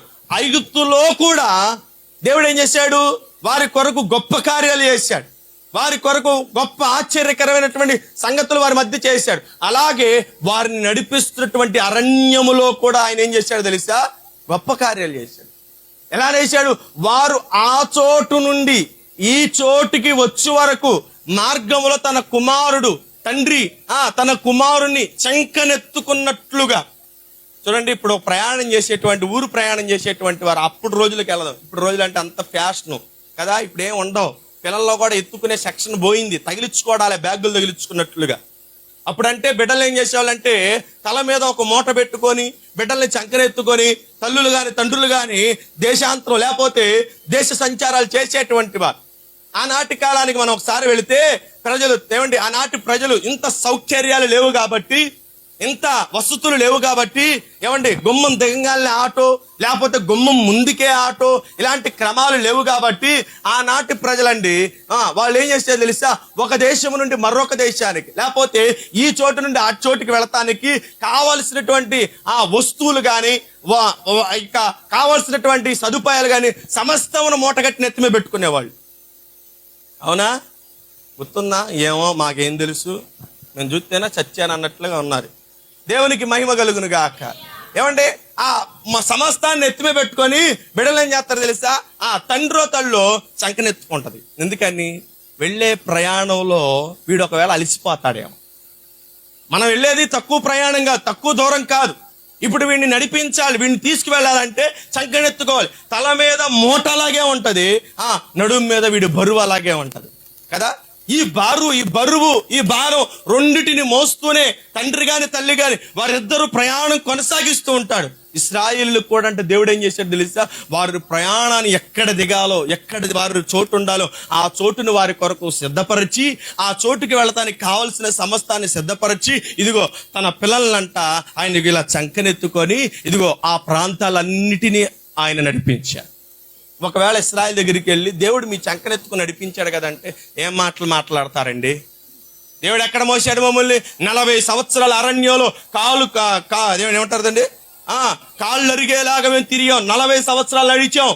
సాదాసీదా మాటల అరణ్యంలో అటుదిగా ఇటెల్లా మేము నడిచాము, మేము ఇంత ప్రయాణం చేసామని ఒకవేళ ఇశ్రాయేలు గనక వారికి ఉన్నటువంటి స్వగర్వాన్ని బట్టి ఒకవేళ మాట్లాడనుకోండి, దేవుడు అంటారే బుద్ధి లేని పనికి మానులారా. ఇశ్రాయేలు అంటాడు నీకు ఎక్కడ నొప్పి కలిగింది? 40 సంవత్సరాలు ప్రయాణం చేసి కాళ్ళు వాపు వచ్చిందా? గంట నుంచి ఉంటేనే కాళ్ళు ఉబ్బిపోయి వాపులు వచ్చేసి నానాయాతన పడుతున్నాం. కానీ 40 సంవత్సరాలు వారి నడక ఎక్కడ కాలు వాపు కాలేదు. వారు వేసుకున్న దుస్తులు మాయలేదు, చెప్పులు అడగలేదు. చరిత్ర గ్రంథాలు వారు వాడిన చెప్పుల గురించి రాయబడినటువంటి మాట ఏంటంటే సముద్ర వత్సలపు తోళ్లు వారు పాదరక్షకులుగా చేసుకున్నారంట. ఒక విధమైనటువంటి జంతువు అది, సముద్రంలో చాలా లోతులో ఉండిద్దంట. అది దాని యొక్క చర్మాన్ని చెప్పులుగా చేసుకున్నారంట. 40 కాదు 80 సంవత్సరాలు వాడిని చెప్పారు కదంట. అంతటి గట్టి చర్మం అది. ఏమంటే దేవుడు వారిని చంకనెత్తుకొని మోసి అరణ్యంలో భయంకరమైన ద్వితీయోపదేశకాలు చదువుతాం, మహాభయంకరమైనటువంటి సర్పములు విష సర్పములటువంటి చోట దేవుడు ఏం చేశారు తెలుసా? వారిని చంకనెత్తుకొని మోస్తే తండ్రి కష్టాన్ని, తండ్రి బాధను, తండ్రి ప్రేమను ఎర్రగని దౌర్భాగ్యులుగా ఇశ్రాయేలు ఆనాటి కాలంలో బ్రతికారు. కానీ ఈనాటి కాలంకి వచ్చేసరికి మన జీవితాలు ఎలా ఉన్నాయి కదా? కరోనా వెళ్ళిపోయింది, ఏమండి, భూకంపాలు వెళ్ళిపోయినాయి, తుఫాన్లు వెళ్ళిపోయినాయి, వరదలు వెళ్ళిపోయినాయి, ఇన్ని వెళ్ళిపోవాలనుకోవడానికి మనమేమన్నా దాటొచ్చామా? మనమేమన్నా అట్లన్నిటినీ జయించి వచ్చామా? లేకపోతే మొన్న ఏమైనా యాక్సిడెంట్లో ఒకడు బ్రతికినట్లుగా మృత్యుంజయుడని పేరు పెట్టుకున్నట్లుగా అతడేమన్నా అతడిలాగా మనం ఏమన్నా అతడు కూడా దేవుడి వల్ల బ్రతికెళ్ళండి ఏమండి, అతడి వల్ల మనం ఏమన్నా అలాంటి జీవితం మనకేమన్నా ఉందా? మనం ఏమన్నా మృత్యుంజయులమా? సమస్తము దేవుడు మనల్ని చక్కబరిస్తేనే మనం బ్రతుకుతున్నాం కదా. దేవుడే కదా మనల్ని కాపాడింది, దేవుడే కదా మనల్ని నడిపిస్తుంది, దేవుడే కదా మనల్ని సంరక్షిస్తుంది. ఇన్ని చేసినా దేవుడిని మనం గణపరుస్తున్నావా? తండ్రికి మనం ఘనత తెచ్చేవాళ్ళం. దేవుడు మనల్ని చంకనెత్తుకున్నాడు 2020 సంవత్సరాలు ఏమండి మనల్ని కాపాడుతూ. ఈ 2025 సంవత్సరం అంతా దేవుడు ఇప్పటికే 6 మాసాలు, ఇంకా కొద్ది రోజుల్లో 6వ మాసం కూడా వెళ్ళిపోతుంది. భయంకరమైన ఎండలు, అనుకోని రీతిగా ఈ యొక్క కాలమే గతులు మారిపోయింది. వరదలు ఒక పక్కన వరదల ముంచే, ఇటు పక్కనేమో భయంకరమైన ఎండలైతే మరొక పక్కన భయంకరమైన వర్షం చేత వరదల ముంచి వస్తున్నాయి, పంటలు నాశనం అయిపోయినాయి. ఇన్ని భయంకరమైన విపత్తులు, మరొక పక్కనేమో యుద్ధాలు, మరొక పక్కనేమో యాక్సిడెంట్లు, మరొక పక్కనేమో భయంకరంగా మనుషులు కుర్రులైపోయి ఎంత భయంకరంగా మారిపోయారంటే తల్లిని తండ్రిని గౌరవించినటువంటి ఈ దౌర్భాగ్యపు లోకంలో మనం బ్రతుకుతున్నామండి. కానీ దేవుడు మనల్ని వీటన్నిటిని చూడనివ్వకుండా చంకనెత్తుకున్నాడు కుమారుడిని, తండ్రి కుమారుడిని ఎత్తుకున్నట్లుగా. మరి ఎత్తుకొని నడిపిస్తున్నటువంటి దేవునికి మన జీవితాలు ఎలా ఉంటున్నాయి పరిశీలన చేసుకుంటున్నావా? పరిశీలన చేసుకుంటున్నారా? నాకు ధనం ఉందలే, ఘనం ఉందలే, పిల్లలు ఉన్నారులే, ఆస్తులు ఉన్నాయే, భూములు ఉండలే, వీటిని బట్టి నేను బ్రతుకుతున్నాలే అనుకుంటే ప్రియమైనటువంటి దేవుని ప్రజలారా, ఈ మధ్యాహ్న కాల సమయం దేవుడు కాపుదల గనక నీలుండి దూరం అయితే ఏమవుతాం ఒకసారి పరిశీలన చేయండి. ఆయన రెక్కల నీడలో మనం ఉంటున్నాం. ఒక విధంగా చెప్పాలంటే ఆయన హస్తం మనల్ని కాపాడుతుంది. ఇప్పుడు గనక మన మీద ఆయన కోపం వచ్చి ఎలియాబుని తోసేసినట్లుగా నా రెక్కల్ని ఉండొద్దని చెప్పి ఒక్కసారి అటు తోసేసాడు అనుకోండి, ఏమైంది చెప్పండి? కోడి పిల్ల తల్లి రెక్కల చాపి పిలుస్తూ ఉంటది. ఎందుకని? శత్రువు వస్తున్నాడు, రారా నాయన నా రెక్కల కింద దాక్కో అని పిల్లలు ఏం చేస్తాడో తెలుసా? కోడి పిలుస్తూ ఉంటది. గబగబ వచ్చి ఏం చేస్తా తెలుసా? అమాంతంగా తల్లి రెక్కల క్రింద దూరిపోయి అది కాళ్ళు కూడా కనపడకుండా ఆ తల్లి రెక్కల కౌగిట్లో రెక్కల కింద ఒదిగిపోయింది. ఇప్పుడు తల్లి మాట వినకుండా తల్లికి నచ్చినట్లుగా ఉందనుకోండి, ఒకవేళ తల్లి కట్టిన రాలి రెక్కల లేపి పో అని చెప్పి కాలుతో తన్నింది అనుకోండి, ఏమైందో తెలుసా? మాంతంగా వెళ్ళిపోద్ది. ఏడకి వెళ్ళిపోద్దో కూడా తెలియదు. మన జీవితాలు అలా అయిపోతాయి. ప్రియమైనటువంటి దేవుని ప్రజలారా, పరిశీలించేద్దాం. చాలా వాక్యం ఉంది, సమయం చాలా అయిపోయింది. ఇప్పటికే చాలా మంది కిటికీలు వేస్తున్నారు తీస్తున్నారు. దేవునికి మహిమ కలుగును గాక. ఒక మంచి చక్కటి పాట పాడుకుందామా?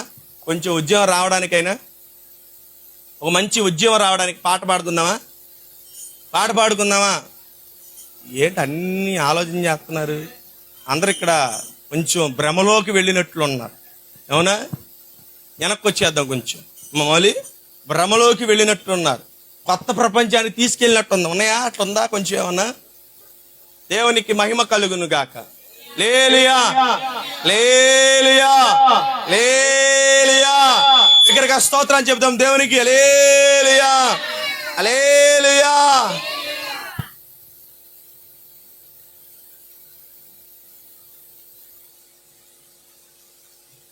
ఏంటి?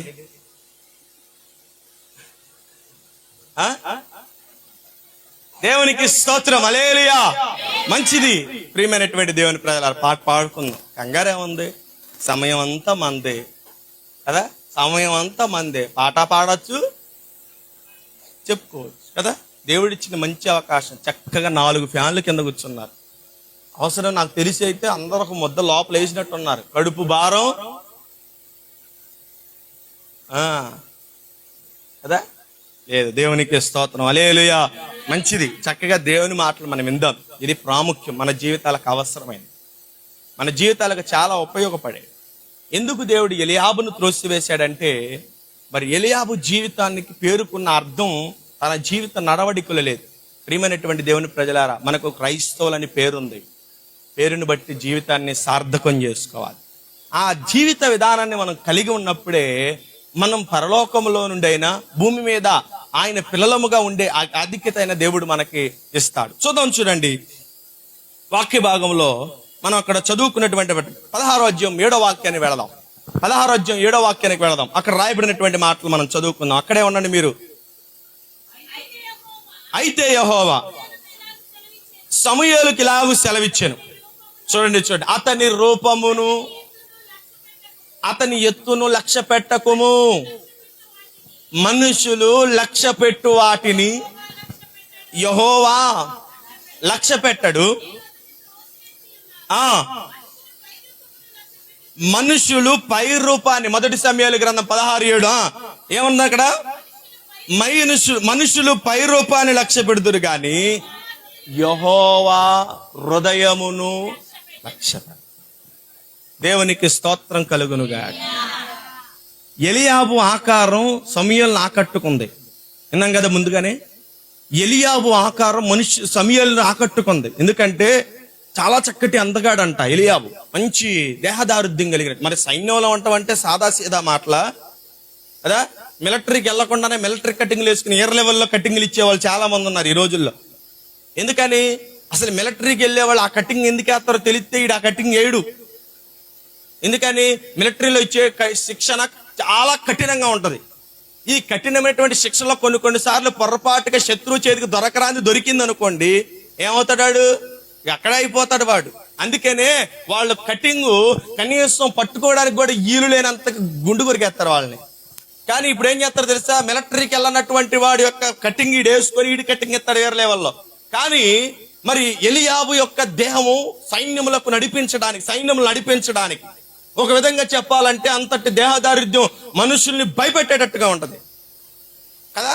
కండలు తిరిగిన వాడి దగ్గరికి వెళ్ళి బక్కోడిని నిలబెట్టి వాడు ఏమంటాడు తెలుసా, బాబు నీ కండలో నేను భయపడిపోతున్నాను కదా. బక్క పాల్చిన తీసుకెళ్లి కండలు తిరిగిన మధ్య నిలబెడితే వాడు ఏమంటాడు, ఇప్పుడు ఎంత కండము కదా, ఇంత బలం ఉంది కదా, ఇంత యొక్క శక్తి ఉంది కదా, ఇతడికి ఎంత దేహదారిద్ర్యం ఉంది కదా. ఒకవేళ ఇశ్రాయేలులో మూర్ఖులు గాని ఎదురు తిరిగేవాళ్ళు గాని ఏయ్ అని లెగిస్తే ఇప్పుడు ఎలియాబు లేకుండా ఏమంటారు తెలుసా, ఎలియాబు గారు ఈ మాట మేము ఎందుకు కాదంటాం చెప్పండి కదా. ఇప్పుడు ఎలియాబు యొక్క దేహము సమయాన్ని ఆకట్టుకున్నట్లుగా దేవుడిని ఆకట్టుకోలేకపోయింది. ఎందుకోసం తెలుసా, మనుషులు పై రూపాన్ని చూస్తారంట, కానీ దేవుడు మాత్రం లోపట చూశాడంట. ఈడు బలవంతుడా బక్క చిక్కునోడా దేవుడికి అనవసరం. ఎందుకంటే దేవుడు తన బలమునిచ్చి వాడుకుంటాడు కదా. బలహీనులు బలపరిచే దేవుడు అని ఆయనకి పెట్టబడిన పేరు. అపోస్తలుడైన పౌలు 12 కొరింథీయులకు రాసిన పత్రిక 12వ అధ్యాయంలో రాయబడి ఉంది, ఎప్పుడు బలహీనుడునో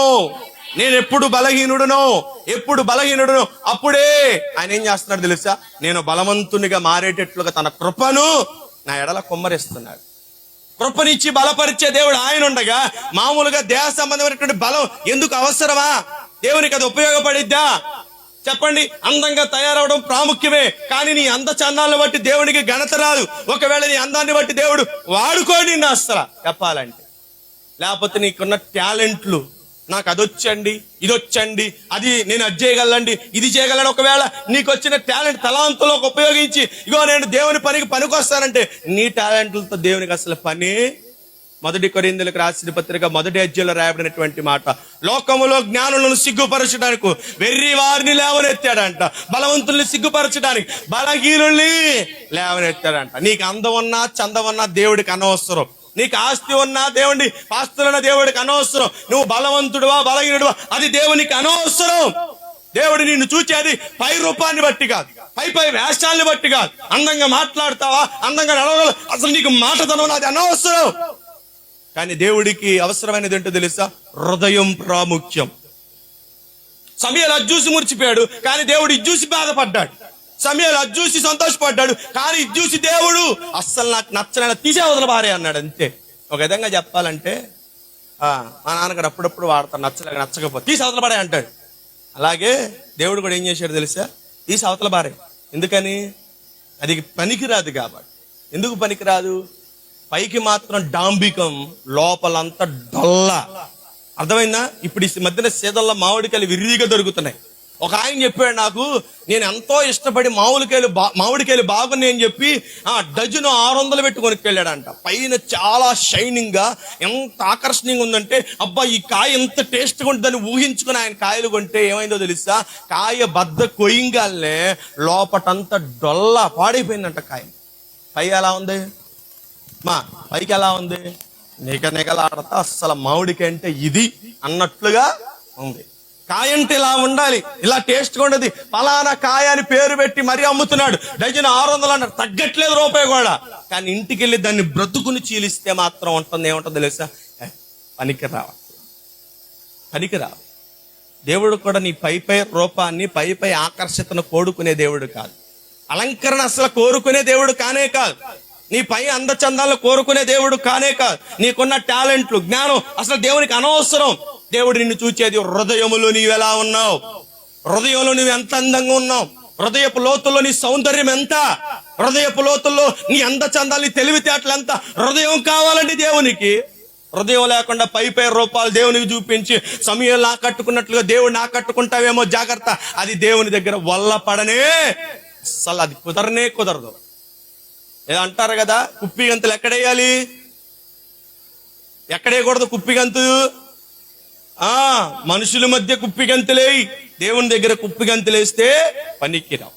దేవుడు నిన్ను పై రూపాన్ని చూసి శుభ్రపడిపోయి అబ్బా ఎంత గొప్పవాడు, కానీ లోపట నీ జీవితాన్ని చూస్తే దేవుడు అసహించుకునేటట్లుగా ఉండకూడదని దేవుడి మధ్యాహ్న కాల సమయం మాట్లాడు. ఎలియావు, నువ్వు తోసివేయడానికి గల కారణం ఏంటో చెప్పగలవా అంటే అతడు మొదటిగా చెబుతాడు, నా పేరులో సార్థకమైనటువంటి జీవితం నాకు లేదయ్యా. రెండవది, నా హృదయ స్థితి దేవుడు కోరుకునేటట్లుగా, దేవుడు ఇష్టపడేటట్లుగా లేదు. దేవుడు ఎలా ఉండాలని కోరుకుంటున్నాడు? 15వ కీర్తన చూడండి. కీర్తన గ్రంథం 15వ కీర్తన.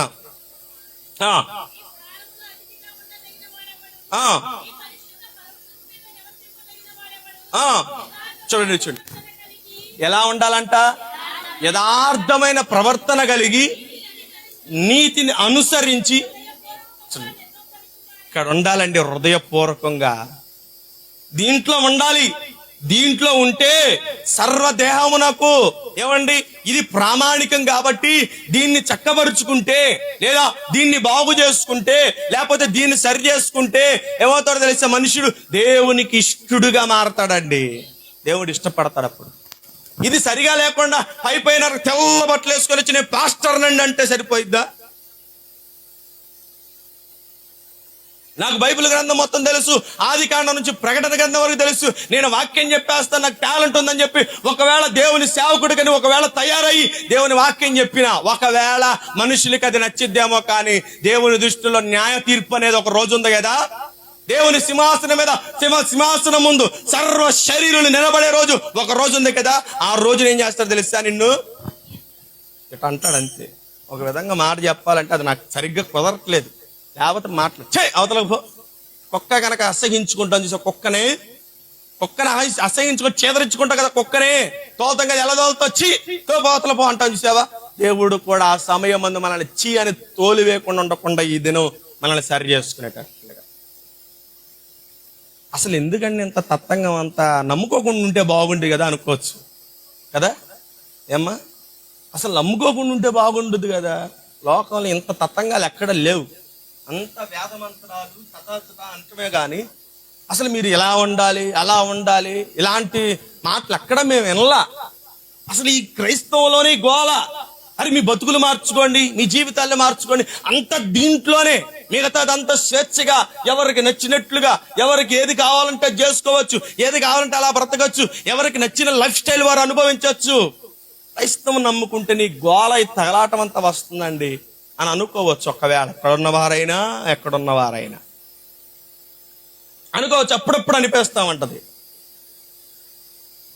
నేను అప్పుడప్పుడు మా ఫ్రెండ్లతో మధ్య ఉన్నప్పుడు ఇక మా ప్రార్థన ఇక ఇదంతా ఉండి కార్యక్రమాలు ఉంటాయి కాబట్టి అప్పుడప్పుడు నేనంట మాకు ఇది ఒక గోల్ ఉంది కదరా అంట.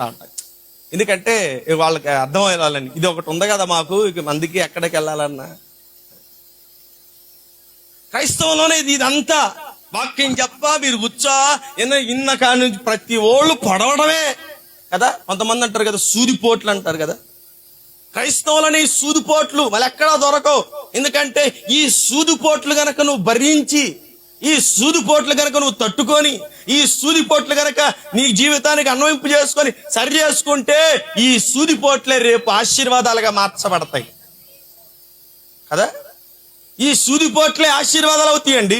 ఈ సూదిపోట్లే పరలోక రాజ్యంలో దేవుని న్యాయపుడు. చూడండి, అపోస్తుల కార్యాల గ్రంథం, క్షమించండి, పేతురు పత్రికలో అతడు అగ్నిని గురించి శోధింపబడినటువంటి మనకు రాయబడుతున్నటువంటి మాట చూడండి. మొదటి అధ్యాయం 2 పేతురు పత్రిక, మొదటి పేతురు పత్రికలోను మొదటి అధ్యాయంలో రాయబడుతున్నటువంటి మాటలు చదవండి ఒకసారి. నశించిపోవు సువర్ణము అగ్ని పరీక్షల వలన చదువుకుంటానండి.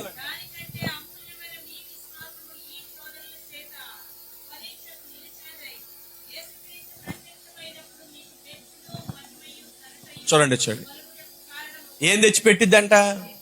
ఈ విశ్వాసం గనక, ఈ నమ్మిక గనక, దేవుని నమ్ముకున్న ఈ జీవితం గనక ఒక్కసారి సోదిపోట్లు, ముళ్ళుపోట్లు, ఈ దెబ్బలు భరిస్తేనంట దేవుని న్యాయపీఠ యేసుక్రీస్తు ప్రత్యక్షమైనప్పుడు మెప్పు మెప్పు మెప్పు ఎప్పుడు వచ్చింది చెప్పండి? ఎప్పుడు వచ్చింది మెప్పు? ఇదిగో బన్ను అన్నాడు. బన్ను ఇదిగో ఈ ఆన్లైన్ పరీక్షలు పెట్టిన కాడ నుంచి చాలా విధంగా కష్టపడుతున్నాడు. ఇప్పుడు అందరి ముందు ఇదిగో ఈ లైవ్ పరిచర్య బన్ను చేస్తున్నాడు, ఎంత కష్టపడుతున్నాడు అని చెప్పామనుకోండి, ఇదేంటి? మెప్పు కదా కదా, అందరి ఎదుట అతన్ని పొగడడం కదా. తర్వాత ఏమంట? మహిమయు మహిమయు తర్వాత ఘనతయు ఏం చేసి పెట్టింది? మనకు కలిగేటట్లుగా చేసింది కదా. ఎన్ని ఎక్కడ కలుగుతాయి మనకి? ఎక్కడ కలగో మనకి, అర్థమైందా? ఇక్కడ రావు. రానాటికి ఎందుకండి ముళ్ళపోట్లు అంటారేమో. రానాట్లకి ఎందుకండి ఇంత తగలాటాలు పెట్టారు? 11ంటికి పెట్టారు, 1 గంట అవుతుంది. మా బాధ ఎవరు చోట్ల అయినా ఇంకా చాలా మిగిలిపోయాం. దేవునికి స్తోత్రం కలిగిన మధ్యలో పాట వేసి కొంచెం ఉద్యమింపజేస్తారంటే వీడు అసలు వాక్యమే పట్టుకున్నాడు, మాటకి వెళ్తలేదు అన్నట్టుగా కొంతమంది అనుకుంటున్నారు. ఇప్పుడు నేను పాట పాడాలన్న ఇంట్రెస్ట్ కూడా నాకు తక్కువ. ఎందుకంటే వాక్యం చాలా విలువగా, చాలా అద్భుతమైనటువంటి వాక్యం. ఒక విధంగా మనం ఈ వాక్యాన్ని గనక మన జీవితాలకు అన్వయింపు చేసుకుని ఈ మధ్యాహ్న కాల సమయం నువ్వు ప్రార్థించమన్నప్పుడు మోకరించి ఒక్కసారిగా ఈ భాగాలన్నిటినీ విడివిడిగా నువ్వు పరిశీలన చేసుకుని ధ్యానించుకుంటే నీ జీవితంలో దేవుడు నిన్ను త్రోసివేయటకు లేదా త్రోసివేయకుండుటకు ఈ మధ్యాహ్న కాల సమయం మంచి అవకాశం ఒకటి ఏర్పడతా ఉంటుంది. మంచి అవకాశం. ఇప్పుడు ఏమంటున్నాడు? దేవుడు మనుష్యులు లక్ష్య పెట్టు వాటిని దేవుడు లక్ష్య పెట్టడా? అర్థమైందా? మనుషులు ఏటిని లక్ష్య పెడతాడు? పై రూపాలనే, పై ఆకారాలనే. అపోస్తుల కార్యాల గ్రంథం 1:24 రాయబడినటువంటి మాట, యెహోవా ప్రభువా అందరి హృదయములను, అంటే యావత్ భూ ప్రపంచం మీద మానవ కోటి ఎంతవరకు ఉందో, మానవ సమాజం ఎంతవరకు విస్తరించబడి ఉందో, మానవ సైన్యం ఎంతవరకు విస్తరించబడి అందరి హృదయాలను ఒక్క సంఘంలో కూర్చొని, లేకపోతే ఒక్క సంఘంలో సేవకుడుగా ఉన్నవారు వాని ఒక్క హృదయమే అని అంటున్న భక్తుడైనటువంటి పేతురు. లేకపోతే ఫలానా సంఘానికి వెళ్ళే సంఖ్య ఎంత, వాళ్ళ హృదయాలనే ఎరుగుతాడండి అని అనలేదు పేతురు భక్తుడు. లేకపోతే పలానా జిల్లాలో పలానా చోట్ల ఉన్న సంఘాల్లో ఎంతమంది ఉంటారు, వాళ్ళ హృదయాలు ఎరుగుతాడని అంటలా. ఏమంటారు తెలుసా? అందరి హృదయాలను ఎరిగే ఉన్నారు. పేతురు నువ్వు పలికినప్పుడు ఎంతమంది ఉన్నారు అక్కడ? ఎంతమంది ఉన్నారు? ఎంతమంది ఉంటారండి? మా కళ్ళ ముందు కనపడినంత ఉంటారు. మరి అందరి హృదయాలకి దేవుడు మానవ కోటి హృదయాలందరినీ ఎరిగిన వాడండి. మనుషులు పైరూపాన్ని చూస్తాడు కానీ దేవుడు ఏం చూస్తాడు? హృదయములను లక్ష్య పెట్టే దేవుడు. మనుషులు కోరుకున్నట్లుగా కోరుకోడు. ఏబు గ్రంథం చూద్దాం, చూడండి. 10వ అధ్యాయం 4వ వాక్యం. ఏబు గ్రంథం 10వ అధ్యాయం 4వ వాక్యం చూడండి. ఏమనుంది అక్కడ? జాగ్రత్త చదవండి. నీ నేత్రములు నరుల నేత్రములు వంటివా? నరులు ఆలోచించినట్లు.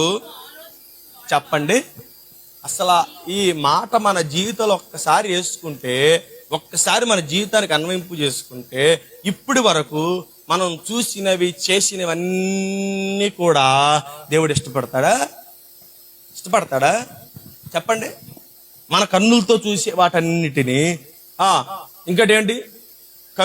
ఆలోచనలు, మన ఆలోచించిన ఆలోచనలన్నీ ఒక విధంగా దేవుడు ఇలాంటి వాటిని ఇష్టపడతాడా అనుకుంటే ఇష్టపడతాడా? మన కన్నులతో చూసేవి, మన హృదయంతో, మన ఆలోచనల చేత, తలంపుల చేత ఆలోచించేవి దేవుడు ఇష్టపడతాడు. అసలు అక్కడ మాట చూడండి, భక్తుడైనటువంటి యోబు గ్రంథంలో రాయబడినటువంటి మాట, నీ నేత్రములు నరుల నేత్రములు వంటివా?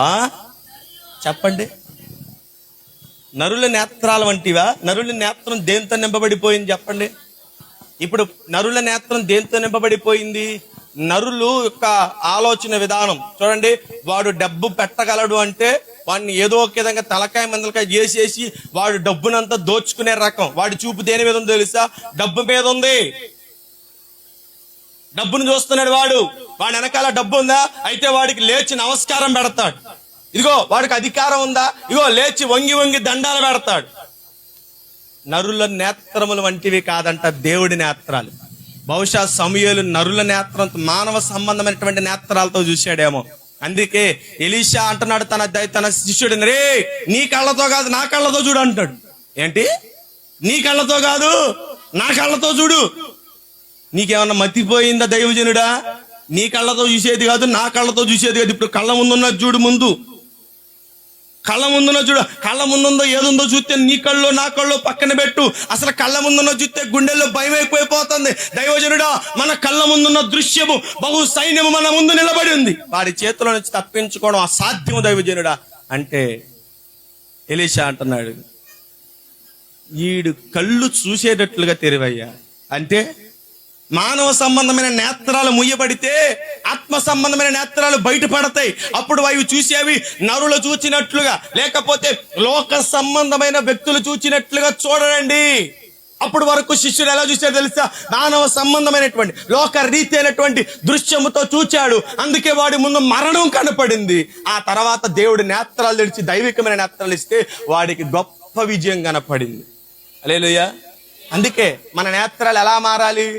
లోక సంబంధమైన వ్యక్తుల నేత్రాలు చూచినట్లుగా మన నేత్రాలు చూడకూడదు. అరే పాట పాడుతుంది, ఎంత పాట పాడేది, ఇంత చక్కగా దేవుని సన్నిధిలో వాడబడింది, ఇళ్ళగాక పరలోక రాజ్యం వాళ్ళకి వస్తుందండి అని అనుకోవచ్చాము. ఒకవేళ జాగ్రత్త, పై రూపాలు చూసే మార్కులు వేయమాక. అర్థమైందండి? పైన మాటలు విని మార్కులు వేయమాక. మార్కులు వేయాలంటే ఒక విధంగా దేవుడు చూచినట్లుగా చూడు, దేవుడు ఆలోచించినట్లుగా ఆలోచించు. భక్తుడైనటువంటి అపోస్తలుడైన పౌలు 2 కొరింథీ రాసిన పత్రిక, ఎవడు ప్రభు హృదయం ఎరిగి బోధింపగలడు? ఆయన హృదయం ఎవరికి తెలిసిద్దయ్యా? ఎవరికి తెలిసిద్ది ఆయన హృదయం? ఆయన హృదయపు లోతుల్లో ఉన్న సంగతులు గాని, ఆలోచన గాని, ఆలోచన గాని ఎవరు ఎరుగుంటారు? అందరూ పై వేషగాళ్లే, పగటి వేషగాళ్లే. లోపట జీవితం చూస్తే మేడి పండు చూడు మేలిమయ్యుండు, పొట్ట విప్పు చూడు, అందరూ అంతే జీవితాలు. పైకి ఆడంబరాలు, లోపలంతా మస్తు మలినంతో నిండిపోయింది. ఎలియాబు, నువ్వు తోసివేయడానికి గల కారణం ఏంటో చెప్పగలవా? మొదట నా జీవితం దేవుని దృష్టికి, దేవుడు నా పేరుకు తగిన బ్రతుకు నాలో బ్రతకట్లే. ఏంటి నీ పేరు అంటే? ఎల్ అంటే దేవుడు, యాబ్ అంటే తండ్రి. దేవుడు నా తండ్రి అయ్యా, కానీ తండ్రికి ఇవ్వవలసిన ప్రాధాన్యత నేను ఇవ్వాల. తండ్రిగా చేసుకున్న దేవునికి నేను ఇవ్వవలసిన ప్రాధాన్యత, నన్ను చంకనెత్తి నడిపించాడు, కానీ నాకు ఆ ప్రాధాన్యత నేను గుర్తెరక్క తండ్రిని అవమానపరిచారు. రెండవ కారణం ఏంటి చెప్పగలవా? నేను నా పై వేషాన్నే చూపించాడు, కానీ లోపట అంతరంగంలో నేను నా జీవితాన్ని దేవునికి చూపించలేకపోయాను. నువ్వేం చేయాలి? పైకి భక్తి పరుడు అని బైబిల్ చేత పట్టుకొని రావడం కాదు, నీ హృదయపు లోతుల్లో ఉన్నటువంటి జీవితాన్ని మనుషుల కళ్ళ ఎదుట ప్రదర్శించాలండి. నీ హృదయాన్ని తేటపరచాలి. అప్పుడు అంటారు ప్రజలంట, ఇదిగోండి వీడు యథార్థవంతుడని. ఎలా చెప్పగలవు? ఏ విధంగా చెప్పగలవు యథార్థవంతుడని? నడవడికను చూసా, వీడి మాటను చూసా, వీడి చేష్టలను చూసా అంటే వీడు హృదయం అంతా ఎలా ఉంటుందో తెలుసా? ఎలా ఉంటుంది చెప్పండి? చెప్పాలి. పొద్దున్న చేపల కొంట కామంటుంది, ఏమంటుంది తెలుసు? ఏమంది ప్రేమకుమార్ అన్న? వీళ్ళ చాలా మంచి వాళ్ళు అంది. తప్పుగా కాదు, ఆమెకి ఏమండి మంచితనంగా ఆమెను పలకరించడం, ఆమెను మర్యాద చేయడం, అలా చేయడం వల్ల ఆమె అడిగింది, మా ఊర్లో ప్రతి క్రిస్టమస్కి మాకు చీరలు పెడతారండి అంది. సరే నీకు ఇప్పుడు ఏం కావాలన్నా పక్కనే ఉండి, అయ్యా నువ్వు కూడా ఏమైనా ఎత్తే తీసుకుంటానయ్యా అంది. సరే ఆమె కొరకు ప్రత్యేకంగా ఒక చీర తీసుకొచ్చి కొనుక్కొచ్చి ఇచ్చేటప్పుడు, అమ్మా ఇదిగో ఈ డబ్బులు కూడా ఉంచుకొని చెప్పి కొంత ఇస్తే ఆమె సంతోషపడింది. అప్పటి నుంచి అంటుంది, నిజంగా వీళ్ళు మంచోళ్ళేనండి అంటుంది. నీ జీవితంలో పై రూపానిగా చూపించాల్సింది భక్తుడైనటువంటి తిమోతితో దైవజనుడైనటువంటి పౌలు అంటున్నటువంటి మాట చదువుదాం చూడండి. అందరూ తీయండి పరిశుద్ధ గ్రంథాన్ని, ముగించేసుకుందామా?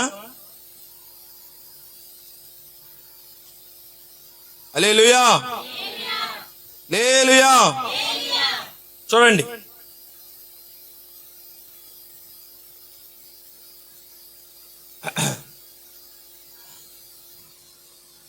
మొదటి తిమోతిలకు రాసిన పత్రిక 2వ అధ్యాయం 9వ వాక్యం చదవండి. మరియు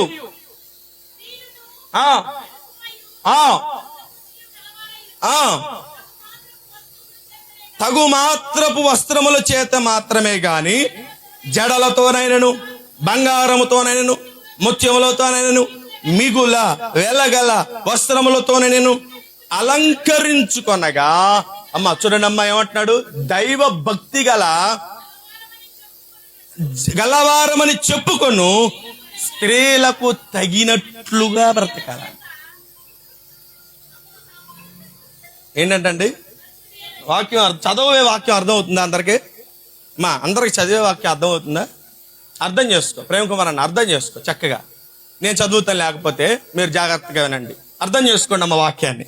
చూడండి 9వ వచనం చదువుతున్నాను. మరియు స్త్రీలను అనుకువయు స్వస్థ బుద్ధియు గలవారై ఉండి తగు మాత్రపు వస్త్రముల చేతనే గాని జడలతోనైనను బంగారముతోనైనను ముత్యములతోనైనను మిగుల వెలగల వస్త్రములతో నైనను అలంకరించుకొనక దైవ భక్తి గల వారమని చెప్పుకొను స్త్రీలకు తగినట్టుగా సత్క్రియల చేత తమ్మును తాము అలంకరించుకొన వలెను.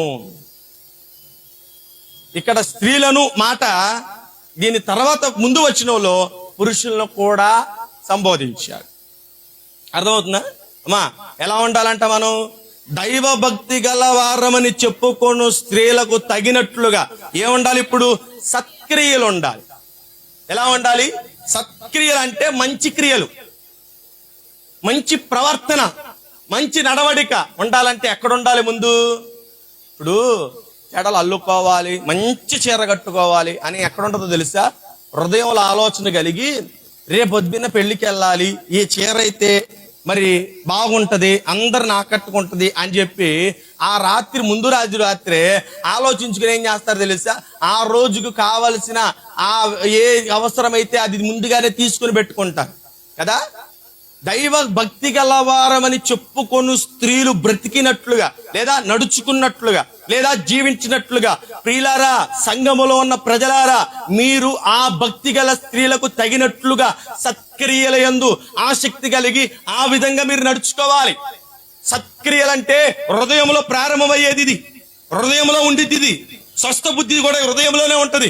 ఈ హృదయంలో ప్రారంభమయ్యి నీ జీవిత నడవడికను చక్కజేసిద్ది. ఇది అలంకరణలోను ధరించుకున్నట్టులోను ఏమీ లేదు.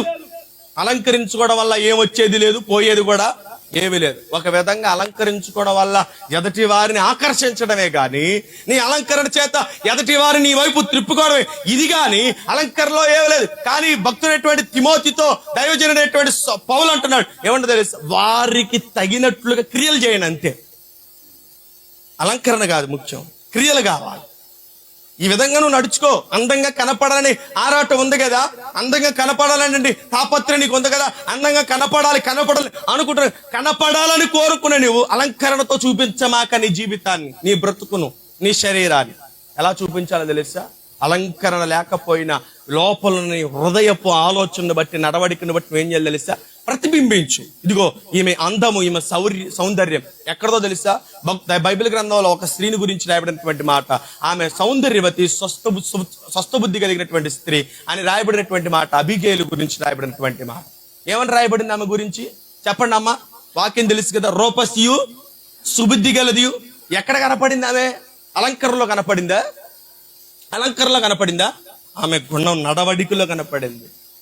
దావీదు చంపడానికి ఖడ్గం తీసి ఈ నాబాల్ అన్నవాడి కుటుంబంలో మగవాడు లేకుండా చంపాలని దావీదు ఖడ్గం తీస్తే దావీదుకి ఎదురుగా నిలబడి సాహసించి దావీదు ముందు మోకరించి బ్రతిమలాడుతుంది, నీ దాసురాలైన నా కుటుంబాన్ని ఒక్కసారి జ్ఞాపకం చేస్తుంది.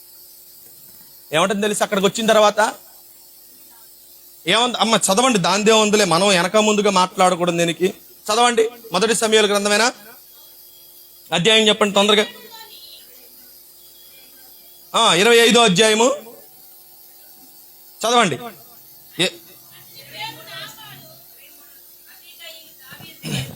ఆ, ఉమ్, ఆ, పాదములు పట్టుకొని ఇట్లా నేను, నా ఏలినవాడా ఈ దోషము నాదని ఎంచి. చూడండి ఎంత తగ్గించుకుందో తెలుసా? ఆ 25వ అధ్యాయంలో 3వ వాక్యంలో ఆమెను అందాన్ని పొగిడాడు. చూడండి చూడండి, అతని పేరు నాబాలు, అతని భార్య పేరు అబీగైల్. ఈ స్త్రీ సుబుద్ధి గలదై రూపసి అయి ఉండెను. అయితే చర్యలను బట్టి చూడగా నాబాలు మొరటివాడు దుర్మార్గుడనై ఉండేను. ఈమె అందాన్ని పొగుడుతూ అక్కడ మాట్లాడిన మాట, స్త్రీ బుద్ధి గలదై రూపసి అయి. చరిత్రలో ఆమెకు ఆ మాటకున్న అర్థం తెలుసా? అందానికి తండ్రి అంట ఆమె. ఎవరో తెలుసా? అందానికి తండ్రి అంటే ఆమె. ఏ అందం చెప్పమ్మా? ఏ అందం? బాహ్య రూపంగా కనబడే అందానికి కాదు ఈమె. దేనికి తండ్రో తెలుసా? అందరికి అర్థమవుతున్నాయా? దేవునికి మహిమ కలుగును గాక. ఆమె అందాన్ని పొగిడాడు కదా, సుబుద్ధి కలిగినది రూపసి. ఈమె రూపం, ఏం అందం ఏంటో తెలుసా? దేనికి ప్రతిరూపం ఏమే? దేనికి ఆనందానికి తండ్రి అండి ఆమె. ఆమె జీవితము, ఆమె బ్రతుకు ఎక్కడ నిలబడితే అక్కడ ఆనందాన్ని పంచిపెట్టింది. నాబాలు కుటుంబాన్ని కాపాడింది ఒక్క స్త్రీ నిలబడి. అక్కడ తన్ను తాను తగ్గించుకుని అంటుంది, ఏమంటుంది తెలుసా? నీ దాసురాలనైన నన్ను, అయ్యా నీ దాసురాలనైన నా కుటుంబాన్ని, నీ అమ్మా. అక్కడ దావీదుని యజమానుడు అంటానికి ఏమన్నా ఉందా? ఒక విధంగా చెప్పాలంటే నాబాల్ అన్నది కరెక్టే. ఏమంటే తన యజమానుడైనటువంటి సౌలు చేతిలో నుంచి పారిపోయి వచ్చాడు, ఇంటి నుంచి పారిపోయి వచ్చాడు. సౌలు చేత తరమబడుతూ పిరికివాడిగా దాక్కుంటున్నటువంటి ఈ దావీదుని పట్టుకొని ఈ అబీగైల్ అంటున్నాడు, నీ దాసురాలని. అయ్యా యజమానుడా, నువ్వు నా యజమానుడి, నా ప్రభువి. ఒక విధంగా చెప్పాలంటే ఉన్నతమైన స్థానంలో అతన్ని పెట్టి ఆమె తను తగ్గించుకుని కోట్లకు యజమానురాలు. ఆమె కోట్లకు యజమానురాలండి. ఆమె ఉన్నతమైన సంపన్నమైనటువంటి కుటుంబానికి యజమానురాలుగా ఉంటుంది. నాబాలు కోట్లకు పడిగెత్తినటువంటి వాడు, ఆస్తిపరుడు, సంపన్నుడు. ఆ భూభాగం అంతటిలో అతని వంటి ఆస్తి ఎక్కడ లేదు. అంతటి ఆస్తిపరుడైనటువంటి వాని భార్య, అతని భార్య గర్వంతో అహంకారంతో, ఏమండి గర్వంతో అహంకారంతో వెర్రవిగి, నా అందాన్ని నేను చూపించేది ఏంటి, అవసరమైతే రా నేను చూపిస్తాను అన్నట్లుగా. ఎస్తేరుకు ముందు ఉన్నటువంటి రాణి పేరు గుర్తుందా? చెప్పమంటారా? పేరు గుర్తుందా? చెప్పమంటారు. వస్తకి ఏమంటుంది తెలుసా? అతను నన్ను రమ్మంటావేంటి, అసలు నా అందాన్ని అతడు ప్రదర్శించడం ఏంటి, అసలు నేను ఈ ప్రజలలో ఈ భూమి మీద ఉన్నటువంటి అందగత్తెల్లో నేను అంత అందగత్తినో తెలుసా, నా అందం ఏంటో తెలుసా, నేను వారి ముందు ప్రదర్శించను, నేను ఒక రోజు పెడతా, ఆ రోజు వచ్చి చూడమని నా అందాన్ని తన్మయించి అందమని అన్నట్టు గర్వంతో మాట్లాడింది. ఏమైంది? అయిపోయింది, తీసి అవతల పాడేశాడు అంతే. మనం కూడా పై వేషాలు, పై భక్తి, పై వేషాలు చేసామనుకో, దేవుడు అంత తీసేయ్, అవతలకి తీసే అంటాడు అంతే. అర్థమైందా? అర్థమవుతుందా? మనుషులు చూచినట్లుగా దేవుడు పై రూపాలను చూసే దేవుడు కాదు. హృదయంలో నీ నడవడిక ఎలా ఉంది, నీ హృదయంలో ఎలా ఉంది నీ జీవితం, నీ యొక్క నడవడిక, నీ ప్రవర్తన, ఆలోచనలే గాని తలంపులే గాని ఏ విధంగా ఉన్నాయి? దేవుడు నిన్ను కోరుకొని ఇష్టపడి ఈ దినాన్ని నీతో మాట్లాడుతున్నాడు ఆయన తన వాక్కు చేత. అంటున్నావా? ఆత్మ చెప్పు సంగతులేమనగా చెవి గలవాడు వినుగాక. ఉన్నాయా అందరికి చెవులు? వినే చెవులు కావాలి, వినే చెవులు కావాలి. చెవిటివాడికి కూడా చెవులు ఉంటాయి కానీ వినబడదు. అర్థమైందా? చెవిటివాడికి కూడా చెవి ఉంటుంది కానీ వినబడదు. కానీ నీ చెవులు ఏం చేయలేదు? ఆధ్యాత్మికమైన సత్యాలు వినాలి. వింటనేయా? ఇప్పటి వరకు నువ్వు పై వేషాలతో బ్రతికేవేమో, పై రూపాన్ని చూపించుకుంటా బో నేను భక్తి పర్రాలండి, భక్తుండండి అనే వేషాలు నాకైనా సరే, నేనైనా సరే. దేవుని న్యాయపీఠం దగ్గర నిలబడినప్పుడు త్రోసివేయబడే సమయంలో ఆయన గొర్రెలను మేకలను వేరు చేసినట్లుగా వేరు చేసే సమయంలో ఒకవేళ మనం నిలబడితే ఇక్కడ ఉన్నటువంటి అన్యులందరూ అక్కడ నిలబడతారు. ఆ రోజు అంటారు, అవురా ఏమి భక్తిరా వెళ్ళానా, ఎంత భక్తి పరులు, ఓ గోలగోల చేసేసారు, మమ్మల్ని తలక మెనకలు చేసేసి ఇబ్బంది పెట్టేశారు, వెళ్ళానా ఏంటి గొర్రెల వరుసలో మేకల వరుసలో ఉన్నారు, గొర్రెల వరుసలో కదా వీళ్ళు ఉండాల్సింది. ఏమైంది అయ్యా? పైకి కనపడేటట్లుగా మేము గొర్రెలమే కానీ లోపట తోడేల కంటే క్రూరత్వం మాలో ఉందండి. ఇక్కడ కనపడవచ్చు గొర్రెల్లాగా చర్మం కప్పుకొని, భక్తి పొర్రెలాగా చర్మం కప్పుకొని ఉండొచ్చు, కానీ లోపట మాత్రం ఎలా ఉండకూడదు, ఉండకూడదు. అలాంటిది ఉంటే ఈ మధ్యాహ్న కలసం సరి చేసుకో. అలాంటిది ఉంటే ఈ మధ్యాహ్న కాల సమయం నీ నడవడికను, నీ జీవితాన్ని సరి చేసుకో. దేవుడు చెప్తున్నాడు, యోబు గ్రంథంలో అంటున్నాడు, నీ నేత్రములు నరుని నేత్రములు వంటివి. అసలు అయితే నీ నేత్రాలు ఎలా అవుతాయి అయ్యా? అగ్ని జ్వాలామయమే నీ చూపుల వలయాలు, తప్పించుకొందురా ఎవరైనా, ఎంతటి జనులైనా. ఆయన నేత్రాలు ఏంటో తెలుసా? అగ్ని జ్వాలామయం. అవి అపవిత్రతను చూడవు, పై వేషాన్ని చూడదు, దహించి వేస్తుంది. ఆయన నేత్రముల్లో చూడలేం మనం, అస్సలు చూడలేం. మరొకటి అయిపోయింది, చివరాఖరికి వచ్చేసాం. మీ విశ్వాసానికి మరొక పరీక్ష. సహనంతో మీరు కనిపెట్టి చూచిన ఎడల వాక్యం అయిపోయింది, ఇంటికి వెళ్ళిపోవచ్చు. సహనంతో ఉండండి, ఓర్పు నశించనివ్వకుండా అంతము వరకు సహించువాడు ధన్యుడు. మరి అంతం వరకు ఓపికగా ఉంటే ఈ ఆఖరి మాట చెప్పుకొని మనము ఇంటికి వెళదాం. శుభ్రంగా మన కొరకు వండుకున్న భోజన పదార్థాలు ఆశీర్వాదించి ఆనందంతో మనం సేద తీరుదాం. ప్రభు చెప్పండి, దేవునికి మహిమ కలుగును గాక. ముగించనే మాట నా నోట ఈ టైంలో రాదు, ఎందుకంటే ఇంకా కొంచెం సమయం ఉంది. దేవునికి మహిమ కలుగును గాక. ఆఖరిగా ఎలియాబును దేవుడు త్రోసివేయటలో గల కారణం అతడి ప్రవర్తన సరిగా లేదు. చూద్దాం, చూడండి. అదే మొదటి సమూయేలు గ్రంథము 17వ అధ్యాయము 28వ వాక్యం. మొదటి సమూయేలు గ్రంథము 17వ అధ్యాయము 28వ వాక్యాన్ని. అతడు వారితో మాట్లాడినది పెద్ద అన్నయ్యకు చూడండి ఏం చేశాడంటండి. దావీదు మీద కోపం ఉంచి, అసలు చదవండి, అసలు నువ్వు ఇక్కడికి ఎందుకు వచ్చావు? నీకు అప్పచెప్పిన బాధ్యత ఏం చేసావు? చదవండి. నీ గర్వమును నీ హృదయపు చెడుతనమును నేనెరుగుదును. అసలు నువ్వు వచ్చిన కారణం ఏంటో నాకు తెలిసిపోయింది అబ్బాయి. నువ్వెందుకు వచ్చావంటే నాన్న పంపించాడని రాలా. ఎందుకు వచ్చావు? యుద్ధంలో మా వాళ్ళు అట్లా ఎర్రత్వం చూపిస్తున్నారు చూద్దామని వచ్చావు కదా. నువ్వు యుద్ధాన్ని చూడ్డానికే కదా మందను వదిలిపెట్టి వచ్చావు. యుద్ధాన్ని చూడ్డానికే కదా ఇక్కడికి వచ్చావు. నీ గర్వమును నీ హృదయ చెడు నేను ఎరుగుదునయ్యా. ఒక విధంగా చెప్పాలంటే ఎలియాబు ఎగతాళి చేసినట్లుగా రెండవది అసూయపరుడైపోయాడు. అర్థమైందా? కోపం వచ్చేస్తుంది ఇప్పుడు. లోపల కోపం పట్టరాకుండా అయిపోయి అసలు అంత దూరం నుండి అన్నల యోగక్షేమాల కొరకు, అన్నల యొక్క ఆహారం కొరకు అతడు రేయింబగళ్ళు రాత్రి పగలను చూడకుండా అరణ్యంలో ప్రయాణించి వారున్నటువంటి చోటికి అతడు చేరి వారికి అన్నపానములు ఇవ్వాలని, వారి యోగక్షేమాలని అడుగు కనుక్కోవాలని, అన్నలారా మీరు క్షేమమేనని సమాచారం తెలుసుకొని తన తండ్రికి చెప్పాలని ఆశపడుతూ ఉంటే ఎలియాబు వస్తమే, రే అసలు నువ్వు ఇక్కడికి ఎందుకు వచ్చావు నాకు తెలుసురా, నాకు అర్థమైపోయింది. నీ హృదయ గర్వమును నీ చెడుతనమును నాకు తెలిసిపోయి. అసలు ఇక్కడికి రావాల్సిన పని ఏంటారు నీకు? ఎందుకు వచ్చారు నువ్వు?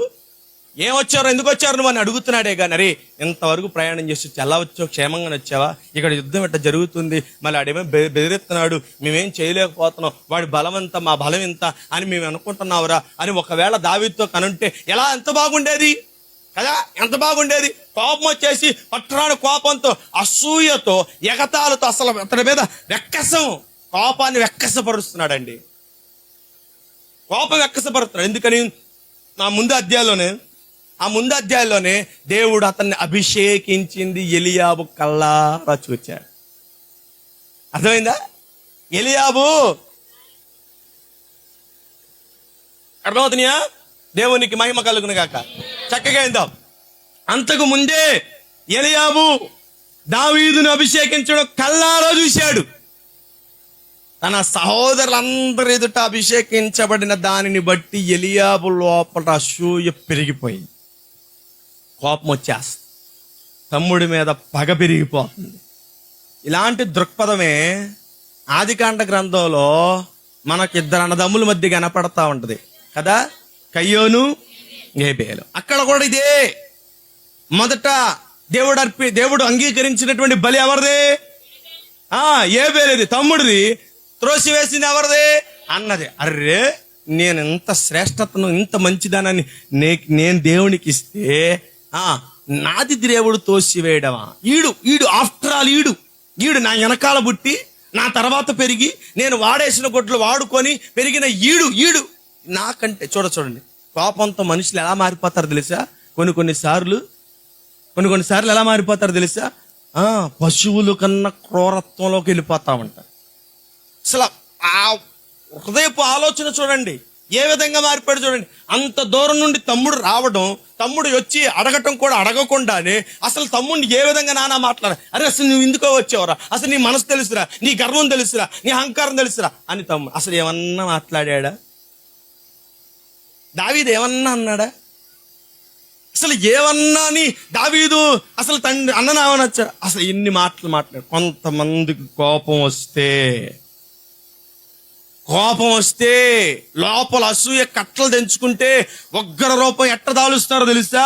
అసలు ఆ రోజు ఆ మనిషిని ఉంచలేం, అసలు పట్టుకోలేం కదా. అందుకే భక్తుడైనటువంటి పేతురు పౌలు భక్తుడు కోపమును సంశయమును మానుకోవాలంట. మానుకో. లోపల అసూయ పెరిగితే కోపం వచ్చిందండి. అసూయ బహువిధమైన భయంకరమైన పాపాలకు దారి తీసిద్దంట. భ్రష్టమైన పాపానికి, దౌర్భాగ్యమైన పాపానికి దారి తీసేది. అసూయతో తమ్ముడి మీద పడి చంపేశాడు. అసూయతో తమ్ముడిని కూడా లెక్క చేయకుండా ఎలియాబు తిడుతున్నాడు. అసూయతో చాలా మంది ఇశ్రాయేలు యూదులు యేసు ప్రభువుని మరణానికి అప్పగించేశారు. అసూయే అన్నిటికీ కారణం. అసూయ రానే మాకండి, కోపం పెరగనే మాకండి. ప్రియమైనటువంటి దేవుని ప్రజలారా, క్రైస్తవులుగా ఉండకూడదు, అదే చచ్చిపోవాలి. చెప్పాలంటే వాడు ఎదుగుతున్నాడా, వాడు బాగుపడుతున్నాడా, అస్సలు నీకు ఆ మనస్సు రాకూడదు. వాడు ఎదుగుతున్నాడు, వాడు పెరుగుతున్నాడు అన్న మనస్సు రాకూడదు. దేవుడు ప్రభు వారిని కూడా ప్రేమించాడు, వారిని కూడా అన్నే మనసు రావాలి. కానీ వాడు పెరిగిపోతున్నాడు అండి. ఆడేంటి అట్టేసాడు, వీడేంటి ఎట్టేసుకున్నాడు, మా బతుకులేంటి ఎట్ట అని అసూయ గనక నీ హృదయంలో ఉందమ్మా, నీ హృదయంలో గనక వచ్చిందనుకో ఏమైందో తెలుసా? దేవుడు నిన్ను త్రోసేస్తాడు, జాగ్రత్త. దేవుడు నిన్ను పడేస్తాడు, జాగ్రత్త. ప్రియమైనటువంటి దేవుని ప్రజలారా, ఈ మధ్యాహ్న కాల సమయం నీ జీవితంలో ఇవి ఉండకూడదనే దేవుడు ఎంతవరకు నీకు తెలియజేశాడు కదా. తేనా మంచి మెత్తటి పరుపేసి, మంచి డబల్ కట్ మంచం మీద మెత్తటి పరుపేసి, దాని మీద స్మూత్గా ఉండే ఏంటది బెడ్షీట్ వేసి, ఏమండి తల కింద మెత్తటి దిండు పెట్టి మధ్యలో ఒక ముళ్ళు పెట్టి పడుకోండి అంటే పడుకుంటారా? కూర్చోగలరా అసలు ఎవరైనా? ఏమమ్మాలి కూర్చుంటారా? అసలు కొంతమందికి ఇలాగే ఉంది. మంచి మెత్తటి పరుపేసినట్టు వేసి కింద ముళ్ళు పోట్లు పెట్టి పడుతున్నారండి. అస్సలు మేము వచ్చింది ఆదివారం ఇందుకు వరకేనా? కొంతమంది మానుకున్నట్లుగా మేము కూడా మానుకుంటే బాగుండే కదా అని అనుకుంటున్నారేమో. జాగ్రత్త, ఈరోజు నువ్వు తప్పించుకోవచ్చు. ఈ రోజు హెచ్చరిక నుంచి నువ్వు తప్పించుకోవచ్చు. ఒకానొక రోజు ఒకటి ఉంది, జాగ్రత్త. ఆ రోజు నువ్వు అనుకుంటావంట, అయ్యో ఉపదేశకుల మాట నేను ఎట్లు తోసేసానండి. ఉపదేశకుడు ఉపదేశిస్తే నేను ఎట్లా తోసేసాను, అస్సలు నా బుద్ధి లేని తనాన్ని అప్పుడు అనుకుంటారంట మనుష్యులు. ఆ రోజు రాకముందే, ఆ గడియ రాకముందే, దేవుడు నిన్ను త్రోసివేయకముందే, దేవునికి మహిమ కలుగునుగా, దేవుడు నిన్ను తోసివేయకముందే, ఈడు నాకు వద్దని పారవేయకమునిపే ఈ మధ్యాహ్న కాల సమయం ఎలియాబు జీవితాన్ని ముందు పెట్టాడు దేవుడు. ఈ మధ్యాహ్న కాల సమయం ఎలియాబు జీవితంలో 3 భాగాలు దేవుడిని ముందు ప్రత్యక్షపరిచాడు. మొదటిది చెప్పాలి, అప్పుడైపోయిందా? పేరుకు తగిన జీవితము తన జీవితంలో లేదు. ఎలియాబు అంటే పేరుకి అర్థం ఎల్లంటే అలా కాదు, అట్ట కాదు. ఎల్లంటే దేవుడు, అబ్బంటే తండ్రి. అంటే దానికి పూర్తి అర్థము దేవుడు నా తండ్రి. కానీ ఎలియాబు జీవితంలో తండ్రికి ప్రాధాన్యత లేదు. ఒకవేళ అలాంటి జీవితం మనం కలిగి ఉన్నామేమో పరిశీలన చేసుకో. రెండవది చెప్పాలి, పై రూపాన్ని అయితే చూపించాడు కానీ హృదయాన్ని చూపించలేకపోయాడు, దేవునికి ఇష్టడుగా ఉండలేకపోయాడు. మూడవది కోపం, అసూయ, కోపం మానుకో. ఇందును బట్టి ఎలియాబు త్రోసివేయబడ్డాడు. ఆఖరిగా ఒక ఆయన కంక్లూజన్ కావాలి కదా. మరి దావీదు ఎందుకు ఇష్టపడ్డాడో, దావీదు ఎందుకు కోరుకున్నాడు? దావీదు నుంచి ఒక్క మాట మనం చదువుకున్న కీర్తన భాగం మనం చదువుకున్న కీర్తన మనకు గుర్తుంటే తీని అందరూ ఒకసారి. 131వ కీర్తన, 131వ కీర్తన, 131వ కీర్తన 2వ చరణం.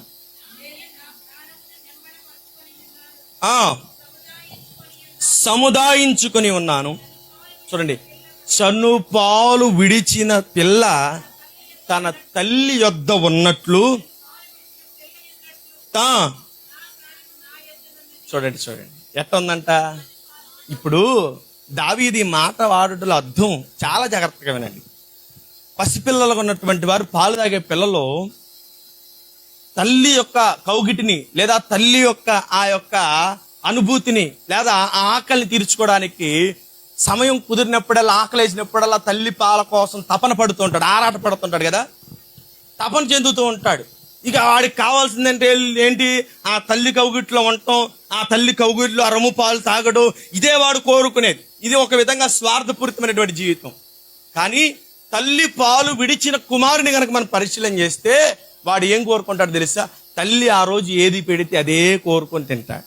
ఇప్పుడు దావీదు జీవితంలో చనుపాలు విడిచిన తల్లి పిల్ల దగ్గర ఎలా ఉందో నేను అలా ఉంటున్నానంటే, ఇదిగో దేవా, నా జీవితంలో నేను నాది ఏది కోరుకోను. ఇప్పుడు నాదేది నేను ఇప్పుడు ఇష్టపడను. ఇప్పుడు నాకు కావాల్సింది ఏంటంటే, నీవు నాకు ఏదైనా ఇస్తే నీ దగ్గర నుంచి నేను పొందుకోవడం, నీవు నాకు ఏది ఆత్మీయంగా ఉండిద్దో, ఏది నాకు ఆత్మీయంగా నన్ను బలపరచడానికి ఏది నన్ను పెడతావో, నేను బలం పొందుకోవడానికి. మునుపు నేను పాలతో పెరిగాను, ఇప్పుడు ఆహారం తినాలని కోరుకున్నాను. నాకు అవసరమైనది, బలం తెచ్చిపెట్టేది, నన్ను బలవంతునిగా చేసేది ఏది నీ చేతులతో నాకు పెట్టాలనుకుంటున్నావో అది తినాలని నేను కోరుకుంటున్నాను. అంటే ఇప్పుడు ఒకంతగా తన స్వేచ్ఛను, తన స్వతంత్రాన్ని ఏం చేశాడు తెలుసా? అప్పగిచ్చేశాడు. అదండి దావీదు జీవితంలో దేవుడు కోరుకున్నాడు. తల్లి పెడుతున్నది తినకుండా పిల్లడు మారం చేస్తే తల్లి అదే పెడుతుంది. ఎందుకని? వాడు పెదగాలి, ఎదగాలి, త్వరగా ఎదగాలి, వాడు బలం పొందుకోవాలి, బలవంతుడవ్వాలి అని తల్లి ఇష్టపడి కుమారుడికి ఏమండి అది పౌష్టికాహారం పెడుతూ ఉంటది కదా. ఇప్పుడు దావీదు అంటాడు, చనుపాలు విడిచిన పిల్ల తల్లి దగ్గర ఉన్నట్లు. ఇదిగో, తల్లి ఏది పెడితే బిడ్డకు ఆరోగ్యంగా ఉండిద్దో, తల్లి ఏది పెడితే బిడ్డ సురక్షితంగా ఉంటాడో, క్షేమంగా ఉంటాడో, బలంగా ఉంటాడో, అది తినుటకు బిడ్డ ఏ విధంగా తల్లి దగ్గర ఉంటాడు. ఇదిగో దేవా, నీవు నాకు ఆత్మీయంగా బలపడేటట్లుగా ఏది పెడితే అది తినటకు నేను ఇప్పుడు నీ దగ్గర నేను నెమ్మది పరుచుకున్నాను. ఇప్పుడు గందరగోళం చెందను, ఇప్పుడు అరవను, కేకలేను, బొబ్బలు పెట్టను, గందరగోళం చేసి నాకు అదే కావాలని మారం చేయను. ఇప్పుడు నాకు నువ్వేదిస్తే నేను ఇప్పుడు నన్ను నెమ్మలపరుచుకున్నానయ్యా, నన్ను నేను దేవుడు పెట్టింది తీసుకో, దేవుడిచ్చింది తీసుకో, అది మన మేలురా, మన జీవితాలకు ఆశీర్వాదం రా అని నన్ను నేను సముదాయించుకొని మారంకం చేసుకుండా మానివేసి, ఇదిగో నా జీవితానికి అవసరమైనది ఏదైనా పెడుతూ ఉంటే తినటానికి నేను ఇప్పుడు ఆశపడుతున్నాను. ఆ విధంగా ఉంటున్నాను దావీదు తనకు తాను పరిచయం చేస్తున్నాడు. అందుకే దావీదుని గురించి చెప్పిన మాట, అతడు నా హృదయాన్ని కనిపెట్టుకుంటాడు, నా హృదయాన్ని కనిపెట్టుకుంటుంటాడు, నన్ను ఎప్పటికప్పుడు అతి తీసుకుంటూ ఉంటాడు. నా హృదయం అతనికి అనుకూలంగా, అతడి హృదయం నాకు అనుకూలంగా ఉండేటట్లుగా చూసుకుంటాడు. దేవా ఇది వద్దా, చేయను, నేను ముట్టుకున్నాయి. దేవా ఇటు వెళ్ళొద్దు. దావీదు జీవితంలో ప్రమాదం కలిగిన సమయంలో కూడా ఏం చేశాడు తెలుసా? దేవుని దగ్గర విచారించాడు. అందుకే దావీదుని దేవుడు ఇష్టపడడానికి గల కారణం, దేవునిని విడిచిపెట్టనటువంటి అనుభూతి, ఆ సంబంధం కలిగి ఉన్నాడు. కాబట్టి దావీదుని దేవుడు ఏం చేశాడు తెలుసా? విడిచిపెట్ల. ఆఖరికి ఏమైందో తెలుసా? తన పూర్వీకులలో ఎవరికి ఇవ్వని ఆధిక్యతను ఎవరికిచ్చాడు తెలుసా? ఎవరికిచ్చాడు తెలుసా? నేను ఎవరి కుమారుడు అని చెప్పుకుంటాడు తెలుసా? ఎవరు?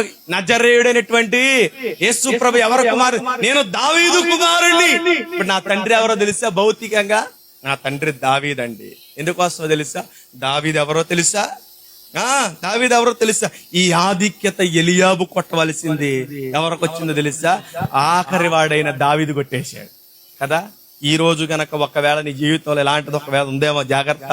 దేవుడు ఎవరికి తండ్రి కావాలని కోరుకుంటూ తెలుసా? దావీదుకు తండ్రిగా, దావీదును తండ్రిగా చేసుకున్నాడు. దావీదు అంటాడు, దావీదు తన ఒక బిడ్డగాడు పిలుస్తున్నాడు కదా, దావీదు కుమారుడా. ఎవరు కుమారుడైనా? యేసేబు ఆ మరియమ్మల కుమారుడు కాదా? ఎవరి కుమారుడు? దావీదు కుమారుడా. అంటే యూదా గోత్రమును ప్రేమించి ఒకని ద్వారా స్థిరపరిచిన వాడా, ఇదిగో అతని కుమారుడా, ఇదిగో దయించి నన్ను కనికరించవా. అని పిలుస్తున్నాడండి. ఎవరి కుమారుడు తెలుసా? ఆయన దావీదు కుమారుడు. ఈ జీవితంలో నీకును కూడా ఆయన బిడ్డగా మారబోతున్నాడు. ఎప్పుడో తెలుసా? నీవు ఆయనను ఆధిక్యత, ఆయనకి ఇవ్వవలసిన ఆధిక్యత నీ జీవితంలో ఇవ్వగలిగితే, ఆయనకి ఇస్తే ఏదైనా నిన్ను దేవుడు తన కుమారుడిగా లేదా తన స్వారసుడిగా నిన్ను మార్చుకొని నిన్ను ఆయన తన బిడ్డగా మార్చుకోవాలని ఆశపడుతున్నాడు. ప్రియ సహోదరి, విన్నటువంటి మాటలు నీ జీవితానికి ఒకవేళ నీ జీవితంలో ఒకవేళ ఇలాంటి నడవడిక గనక కలిగి ఉన్నావేమో మధ్యాహ్న కాల సమయం పరిశీలించుకొని ఒక్క చిన్న మాట, వాక్యం విన్న తోడనే ఒక్క చిన్న మాట,